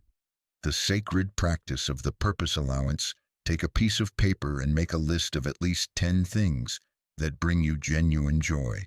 They can be small things or big things, from sipping a cup of tea to traveling the world. Look at this list. This is not a list of hobbies. It is a map of your soul's purpose. Choose one item from your list and commit to doing it today, not as a reward or a break from your real life, but as the most important work you can do. As you engage in this activity, do it with your full presence and intention, knowing that you are not just having fun, you are actively embodying and expressing your divine purpose. As you consistently follow the trail of your joy, you will find that your life begins to arrange itself. Around it, opportunities will appear that allow you to do more of what you love. You will attract people who resonate with your joyful energy. Your life will become a masterpiece of purposeful living, not because you found your purpose, but because you allowed your purpose to live through you in a kingdom where wealth was measured in gold coins and precious jewels. Lived a man named Silas. He had amassed a great fortune, but his heart was empty and his nights were sleepless. He was surrounded by things but starved of the richness of being. You have been conditioned to believe that wealth is an external acquisition, something to be accumulated and stored. But this is the illusion that keeps so many in a state of perpetual poverty regardless of their bank balance. True wealth is not what you have. It is what you are. It is a state of consciousness, a deep and abiding sense of abundance that permeates your very being. When you cultivate this inner state of wealth, external riches become a natural and effortless byproduct. A mere reflection of the treasure you have found within the universe does not respond to your bank account. It responds to your consciousness of abundance. You can be a millionaire and live in a constant state of lack, fearing loss and scarcity, or you can have very little and live in a state of profound wealth, feeling the richness of every moment, the abundance of every breath. Silas in his misery sought the counsel of a sage. Who lived in the mountains. The sage owned nothing but a simple robe and a wooden bowl. Yet he radiated a joy and contentment that Silas had never known. "What is your secret?" Silas asked. "How can you be so rich with nothing?" The sage smiled and picked up a single smooth stone from the stream. "This stone," he said, "is richer than your entire treasury." Silas scoffed. "How can a worthless rock be richer than my gold?" "Because," he replied, "I see the universe in this stone. I see the eons of its creation, the dance of its atoms, the beauty of its form. You see your gold only as a means to acquire more things. Your vision is impoverished, not your vaults. This is the truth that can set you free. The wealth of being is found in the quality of your perception. It is the ability to see the infinite value in the ordinary, to feel the abundance in the simple, to recognize the treasure that is the present moment. When you live from this place, you are never poor. You are a king, in a kingdom of your own, making a kingdom where every moment is a jewel and every breath is a golden coin. This state of being is a powerful magnet for material wealth. When you no longer need things to feel wealthy, things are naturally drawn to you. It is the paradox of non-attachment. You receive most when you need least. The sacred practice of the abundance of being. Throughout your day, practice seeing the world through the eyes of wealth consciousness. As you drink a glass of water, feel the immense abundance of clean life-giving liquid, a treasure that much of the world lacks. As you walk outside, feel the richness of the air, the incredible wealth of oxygen that sustains you with every breath. Look at a flower and see not just a plant, but a masterpiece of divine artistry, a priceless jewel of nature's creation. As you interact with people, see not their flaws or their roles, but the infinite treasure of consciousness that resides within them. This is not a mental exercise. It is a rewiring of your perception. It is a training to see the world as it truly is, an infinitely abundant and miraculous place. As you cultivate this wealth of being, you will find that your need for external things diminishes, and paradoxically, your ability to attract them increases. You will have shifted from a consciousness of getting to a consciousness of being and in being. All things are given in a garden of extraordinary beauty, where every flower bloomed in its perfect season. Lived a young gardener named Ilara. She was impatient. She wanted the roses to bloom in spring and the tulips to blossom in autumn. She would try to force the buds open with her fingers. She would give them extra water and sunlight, trying to rush their natural cycle. But her efforts were in vain. The buds she forced would wither and die. The plants she rushed would grow weak and spindly. You have been living with a deep-seated impatience, a belief that your desires should manifest on your timeline. You have set deadlines for the universe. You have grown frustrated with what you perceive as delays, but you are like the young gardener trying to force a flower to bloom before its time. There is a divine grace in the universe's timing, a wisdom that far surpasses your own limited perspective. Divine timing is not a passive waiting. It is an active trust in the perfect unfolding of all things. It is the knowing that every element of your manifestation is being orchestrated in a sublime sequence that is for your highest good. What you perceive as a delay may be the universe waiting for you to be truly ready to receive your desire. It may be clearing old energy patterns that would contaminate your new reality. It may be aligning other people and circumstances to create a foundation that will sustain your success for the long term. One day, an old master gardener visited Ilara's garden. He saw her frantic efforts and her withering plants. He said nothing but simply sat under a large oak tree and watched the seasons change. He watched the seeds sprout in their own time, the buds form when they were ready, and the flowers open in a glorious display. When their moment arrived, Ilara, finally exhausted from her struggle, sat down beside him. "You cannot command the seasons," he said gently, "but you can learn to dance with them. You cannot force a flower to bloom, but you can provide the perfect conditions for it to do so, and then trust in its innate wisdom to know its own perfect timing. This is the mastery that is now available to you, to release your attachment to the when and to fall into a deep and abiding trust in the how, where your only work is to maintain your state of alignment, your clarity of intention, and your open receptivity. The universe will handle the logistics. Your insistence on your own timeline is a form of resistance, a declaration that you do not trust the divine intelligence at work. When you release this resistance, you will find that your desires often manifest with a speed that surprises you, because you have removed the very blockages that were creating the delay. The sacred practice of trust in timing. Identify a desire that you have been feeling impatient about. Sit in quiet meditation and bring this desire to mind. Now, consciously and lovingly release its timeline to the universe. Visualize yourself placing the when of its manifestation into a beautiful golden box and handing it over to the divine. Speak these words: "I release my need to know when my desire will manifest. I trust completely in divine timing.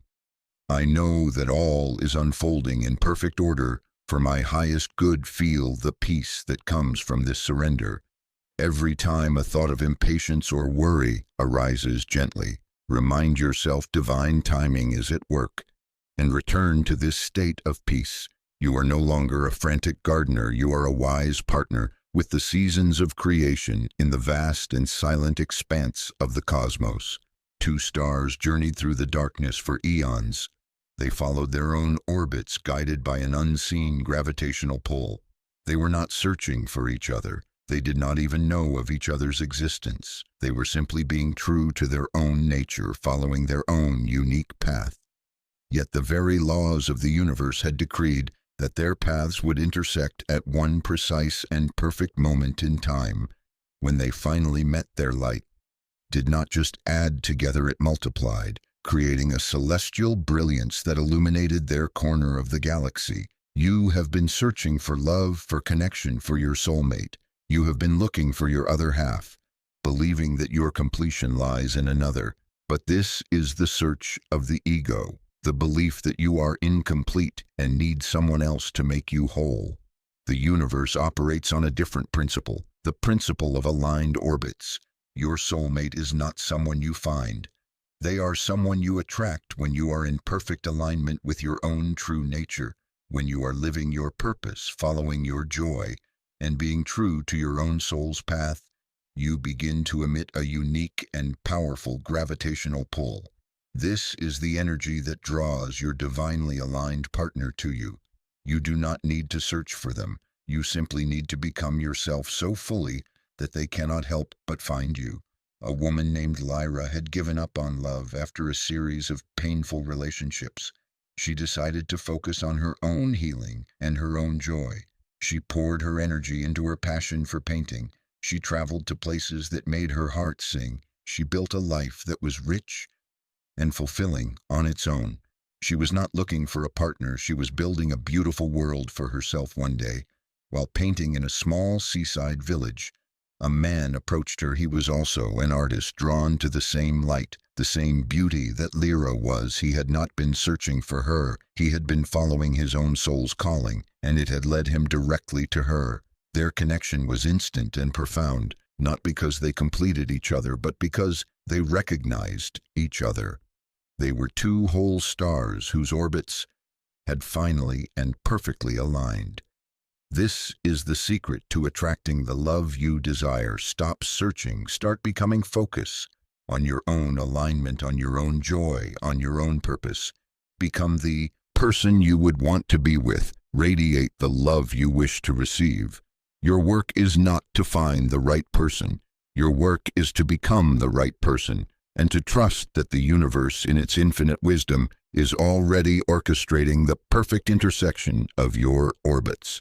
The sacred practice of the energetic invitation create a sacred space in your home and in your heart.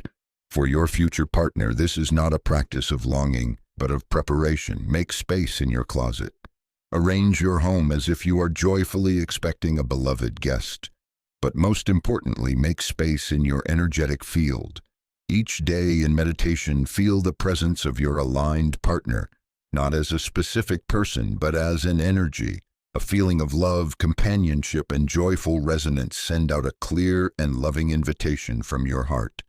I am ready, I am whole, I am living my truth, and I joyfully welcome the one whose soul dances to the same music as mine. Then release the invitation and return your focus to your own joyful life. You have sent the signal into the cosmos. Trust that the response is already on its way. In an ancient healing temple nestled in a valley of vibrant life force, patients were healed not with medicine, but with resonance. The temple was constructed with a series of massive crystal bowls, each tuned to a specific frequency that corresponded to a different organ and energy center of the human body. When a person was ill, the priests of the temple would not focus on the disease. They would identify the part of the body that was out of tune, and they would play the corresponding crystal bowl. Its pure, harmonious tone would fill the temple, and the patient's body would naturally realign.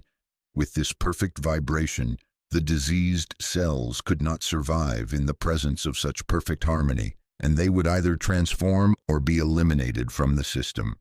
You have been taught to see healing as a battle, a fight against disease, an attack on invading germs. But this is a paradigm of conflict that often creates more stress and resistance in the body. True healing at its deepest level is a matter of energetic alignment. Your body possesses an innate intelligence, a divine blueprint of perfect health. When you are in a state of ease, joy, and love, your body's natural healing mechanisms function at their peak. But when you are in a state of stress, fear, or resentment, you create energetic static that disrupts this natural harmony. Illness is simply a part of your body that has forgotten its perfect song, its original frequency of health. The path to healing is not to fight the dissonance, but to reintroduce the perfect tone. A man named Arthur suffered from a chronic ailment that had plagued him for years. He had tried every conventional treatment with little success. One day he met a healer who did not even ask about his symptoms. Instead, she taught him a simple practice of cellular alignment. Each morning she instructed him to sit in the sun and visualize a golden light, a liquid sunshine filled with the frequency of perfect health pouring into every cell of his body. He was not to fight the illness, but to love his cells back into their original state of perfection. Arthur practiced this diligently at first. His mind resisted, filled with doubt, but he persisted, focusing on the feeling of warmth and vitality spreading through him. Slowly, miraculously, his symptoms began to fade, his energy returned, and his body remembered its own innate capacity for wholeness. He had not conquered a disease. He had remembered his health. This is the power that lies within you to heal yourself through resonance and alignment. Your body is not your enemy. It is your sacred ally, constantly communicating with you, constantly striving for balance. Your role is to create the optimal energetic environment for it to do its miraculous work. The sacred practice of the cellular alignment visualization. Find a quiet, comfortable place where you can relax completely. Close your eyes and bring your awareness to your breath. Now visualize a brilliant shimmering light above your head. This is the light of pure universal life force, the frequency of perfect health and wholeness. See this light pouring down into your body through the crown of your head, filling every part of you with its healing radiance. Feel it as a warm, tingling sensation as it flows through your brain, your face, your throat, your heart. Feel it moving down your spine, into your organs, down your legs, and into your feet. Imagine every single cell of your body drinking in this light, becoming plump, vibrant, and alive. See any areas of discomfort or disease being washed clean, dissolved by this powerful healing frequency. As you do this, speak these words to your cells. I love you. I thank you. I honor your innate intelligence. You are now returning to your divine blueprint of perfect health. Rest in this visualization for 15 to 20 minutes, allowing your body to completely recalibrate to the frequency of wellness in the heart of a dark and silent valley. A lone traveler lit a single small lantern. Its flame was tiny, a fragile spark against the immense darkness. But a strange thing happened. Another traveler on a distant ridge saw the light and feeling a surge of hope lit their own lantern, then another and another, until the entire valley was aglow with thousands of points of light. The darkness had not been fought or defeated. It had simply been transformed by the collective radiance. You have been on a journey of personal alignment, a quest to transform your own reality. But now you arrive at a truth that expands beyond the self. Your aligned state is not just for you, it is a gift to the world. Your peace does not just bring you peace, it creates ripples of tranquility that touch everyone you encounter. Your abundance does not just enrich your life, it broadcasts a frequency of possibility that can inspire and uplift an entire community. You are a cosmic echo, a transmitting station of consciousness. The frequency you hold becomes a part of the collective field of humanity. When you choose love over fear, you are casting a vote for the evolution of the entire planet. When you choose joy over despair, you are adding a powerful, harmonious note to the symphony of human experience. This is not a metaphor. It is the hidden dynamic of reality. Your inner work is the most profound form of service you can offer. A woman named Eleanor lived in a city plagued by cynicism and conflict. Instead of joining in the arguments or trying to change people's minds, she created a small sanctuary of peace in her own apartment. She filled it with plants, beautiful music, and a palpable aura of serenity. She did not invite anyone over. She did not preach her philosophy. She simply maintained her own high vibration, but soon her neighbors began to notice a change. They felt calmer when they passed her door. The constant arguments in the building began to subside. People started greeting each other in the hallways. Eleanor's personal peace had created a benevolent ripple, a contagious frequency of harmony that was subtly transforming her entire environment. This is the ultimate responsibility of mastery, to understand that your state of being is a powerful force that shapes not just your world, but the world you do not need to solve the world's problems. You need to become the solution in your own being. Your alignment is your activism. Your joy is your contribution. Your peace is your prayer for humanity. The sacred practice of the benevolent ripple. Find a moment to sit in a state of high alignment, feeling love, peace, or joy as intensely as you can. Now visualize this energy radiating out from your heart, like waves from a stone dropped in a pond. See these waves of light and love flowing out beyond your home, into your neighborhood, your city, your country. See them washing over the entire planet, touching every living being.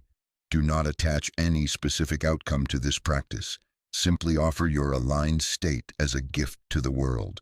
Know that your personal vibration is a powerful force for good, a silent prayer that is heard and felt across the globe.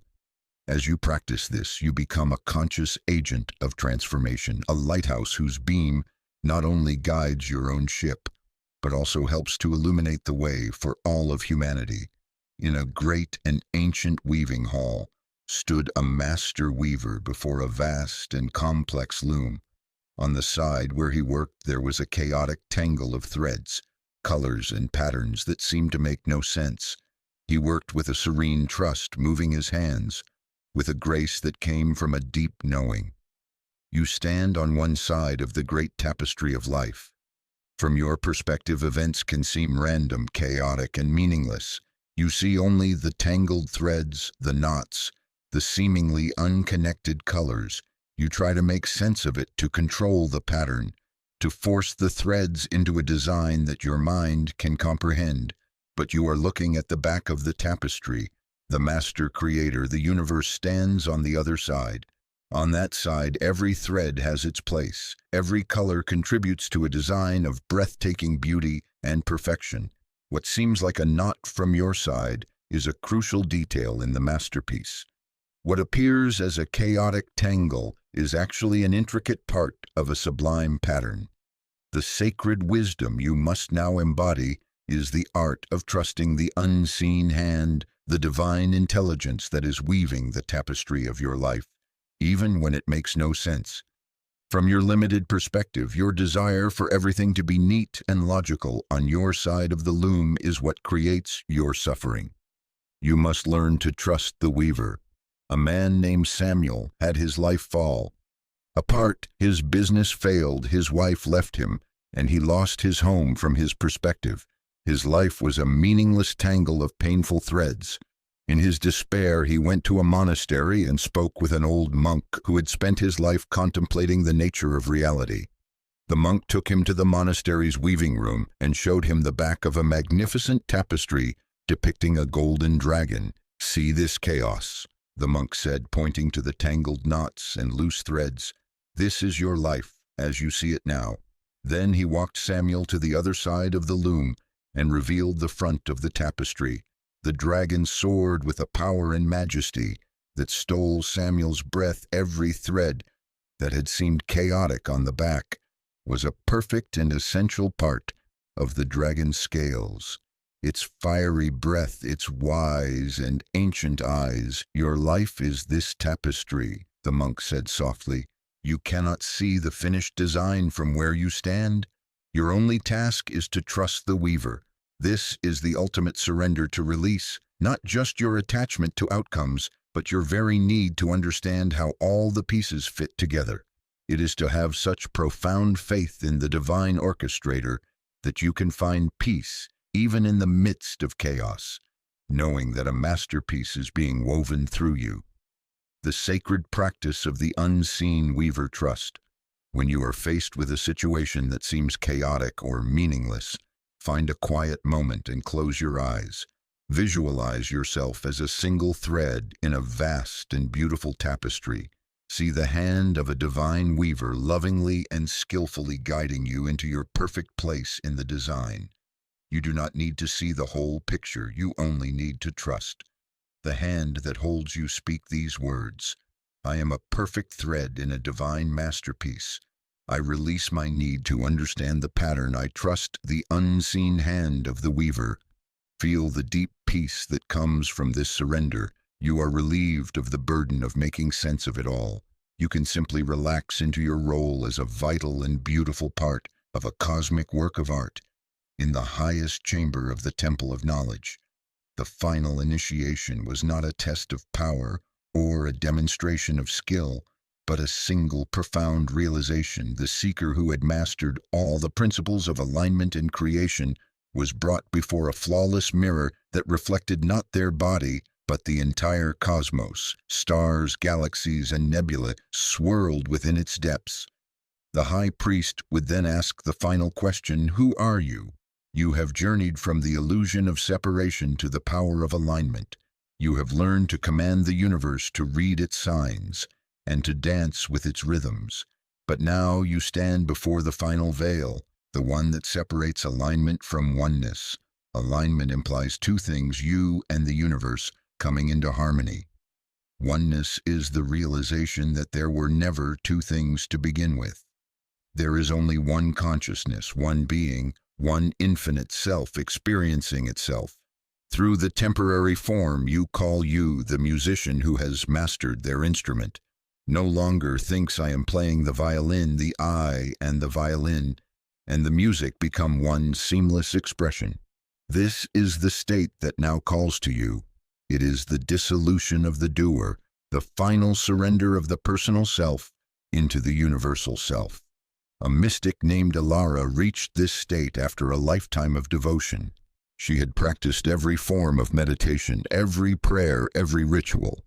One day, as she sat by a waterfall, she watched the mist rising from the cascading water, and a thought came to her: which is the water and which is the air? In that moment, the boundary between herself and the waterfall dissolved. She was the rock. She was the water. She was the sunlight dancing on the spray. She was not Alara experiencing the waterfall. She was the waterfall experiencing itself. This is not a concept to be understood by the mind. It is a truth to be realized in the heart. It is the ultimate homecoming. When this shift occurs, the need to manifest anything dissolves, because you recognize that you are everything you cannot desire, what you already are. Abundance is not something you attract. It is your very nature. Love is not something you find. It is the fabric of your being. Your desires transform from the personal cravings of the ego to the universal impulses of creation moving through you. You may still be guided to build a business or write a book, but you will do so not to get something, but as the natural and joyful expression of the universe unfolding through you. The sacred practice of the oneness. Declaration: sit in a quiet space and close your eyes. Feel your breath entering and leaving your body. Now, with each breath, let the boundary between you and the world around you soften. Feel the air you breathe, not as external, but as part of you. Feel the chair supporting you, not as separate, but as an extension of you. Continue this expansion until your sense of a separate self completely dissolves into the awareness of the one life that permeates all things. Now, from this state of oneness, speak a new kind of declaration, not a command from a separate self, but a recognition of what is. I am the abundance that flows. I am the love that connects. I am the wisdom that guides. I am the peace that sustains. Rest in this state for as long as you can. This is not a practice to achieve something. It is a remembrance of everything you are. You have not just aligned with the universe. You have realized you are the universe. In a world where everyone believed they were separate waves in a vast ocean, lived a master who knew a different truth. He moved through life not as a wave, but as the ocean itself. His actions were not personal strivings, but the natural movements of the tide. His words were not his own opinions, but the murmur of the deep. He did not try to control the other waves. He simply was, and in his being, all the other waves found their true rhythm. You have completed the journey of alignment and have arrived at the shore of oneness. Your life from this point forward is no longer a personal project. It is a divine expression. Your days are no longer a series of tasks to be completed, but a flow of experiences to be witnessed with love and wonder. You are living as the flow. This is the day-to-day experience of a master. There is no more struggle because you have realized you are the power that you once struggled against. There is no more fear because you have merged with the love that casts out all fear. There is no more lack because you have become one with the infinite source of all abundance. Your relationships transform you. No longer seek completion in another because you are whole within yourself. You attract others who are also living from their own wholeness, and your interactions become a joyful dance of two sovereign beings celebrating their shared divinity. Your work becomes play. It is no longer a means to an end, but the joyful expression of the universe's creativity flowing through you. You do not worry about success or failure because you are detached from the outcome. Your only focus is the joy of the creative process itself. Challenges may still arise, but you meet them with a new perspective. You see them not as obstacles, but as opportunities for the universe to express its intelligence and ingenuity through you. You do not solve problems. You become the space in which divine solutions can appear. A woman who had reached this state of mastery was asked by a student, "But what do you do all day?" The master smiled. "I breathe," she said. "I walk, I eat, I speak with those I meet, and in each of these simple acts, the entire universe is present." The student was confused. "But what about your goals, your ambitions?" I have only one goal. The master replied, to be so completely present in this moment that the distinction between me and the moment dissolves. My only ambition is to be a clear and open channel for the love that animates all things. This is the life that now unfolds before you, a life of profound simplicity and unimaginable power. You have released the burden of the personal self and have embraced the freedom of the universal self. You are no longer a small boat navigating a vast ocean. You are the ocean itself, experiencing its own magnificent journey. The sacred practice of a day of flow for one entire day. Commit to living as the flow from the moment you wake up. Release all plans, all schedules, all to-do lists. Move through your day by following the subtle, intuitive nudges that arise in each moment. Eat when you are hungry. Rest when you are tired, speak when you have something to say from your heart, and be silent when you don't approach every task. Whether it is washing the dishes or leading a meeting with the same sense of presence and reverence. At the end of the day, reflect on the sense of ease, grace, and synchronicity that permeated your experience. This is a glimpse of your new reality, a life lived not by force but by flow, not from the ego but from the soul. In the heart of an ancient forest grew a single redwood tree. For 1,000 years it stood in silent majesty, its roots deep in the earth, its branches reaching for the heavens. It did not strive to be great. It simply was, and in its being it created an entire ecosystem around it. Its fallen needles enriched the soil, providing nourishment for countless smaller plants. Its massive trunk provided shelter for birds and animals. Its very presence changed the quality of the light and the air, creating a sanctuary of life and peace. You have become this tree. You have completed your personal journey of growth and alignment, and now you enter the final and most sacred phase of mastery, the creation of a legacy of alignment. Your life is no longer just about your own evolution. It is about the transformative impact your aligned presence has on the world. The legacy of an aligned life is not measured in monuments or achievements.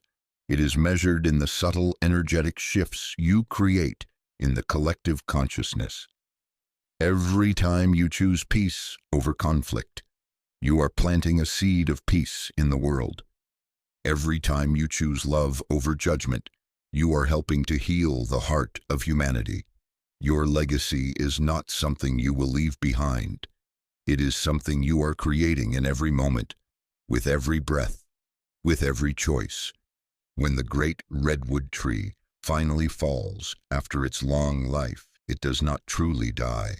Its massive body decomposes, returning its life force to the earth, enriching the soil so that a new generation of trees can grow even taller and stronger than the last. It leaves behind a legacy of nourishment, a foundation upon which future life can flourish.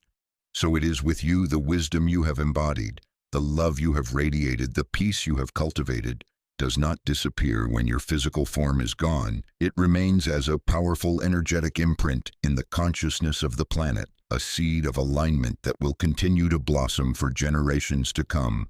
A master teacher on his deathbed was surrounded by his students. They were weeping, for they feared they would be lost without his guidance. The master smiled faintly. "Do not weep for this body," he whispered. "The teachings are not in me. They are now in you. Go and be the light you saw in me. Your work is not to mourn the fallen tree, but to become the forest. This is your sacred inheritance and your sacred responsibility. You have received the light of truth, and now you must let it shine through you. You do not need to teach or preach. Your very being is the lesson. Your aligned life is the sermon. Your legacy is not a story that will be told about you. It is a reality that will be lived by those who are touched by your presence. The sacred practice of the legacy, sit in quiet meditation and connect with the deepest truth of who you are. Feel the peace, the love, the wisdom that you have cultivated on your journey. Now visualize yourself as a great and luminous sun, radiating this light out into the world. See this light touching the hearts of your family, your community, and all of humanity. You are not trying to change anyone. You are simply sharing the gift of your own alignment. Hold a clear intention that the energy you are broadcasting will serve as a seed of awakening for all who are ready to receive it. Know that your legacy is not in what you do, but in the light that you are. As you practice this, you step into your ultimate role as a co-creator of a new earth, a world based not on fear and separation, but on love and oneness. In the quiet dawn of your new consciousness, you stand not at an end, but at the true beginning. The journey through these words has been an initiation, a sacred unwrapping of the self, to reveal the divine core that has always been present. You have traveled through the illusions of struggle and separation. You have mastered the principles of alignment and flow, and you have awakened to the profound truth of your oneness. With all that is, you can never return to the small self that began this journey. The veils of forgetfulness have been lifted, and your eyes have been opened to the true nature of reality. You now walk the world as a conscious creator, a master of the mirror who understands that all of life is a reflection of your inner state. You have become the lighthouse in the storm, the still point in the turning world, the living embodiment of the peace and abundance you once sought. The tools and practices you have learned are no longer techniques to be applied. They have become your natural way of being. Alignment is not something you do. It is who you are. The universe no longer feels like an external force to be negotiated with. It is your partner, your collaborator, your own expanded self. Your desires are no longer born from lack, but from the joyful impulse of the cosmos, seeking to express its infinite creativity through you. You have learned the greatest secret of all, that the key to making the universe work for you is to realize that you are the universe at work. This is not a destination, but a new way of walking, a new way of breathing, a new way of living. Your journey of mastery will continue to unfold in ever more beautiful and profound ways. Each day will bring new opportunities to express the divine intelligence that flows through you, to be a beacon of love and wisdom in a world that is awakening to its own truth. Go forward now, not as a seeker, but as a knower, not as a student, but as a master. Walk in the grace and power of your true self, and let your aligned life be a testament to the magnificent truth that you and the universe are one. The dance is eternal, and you have finally remembered the steps.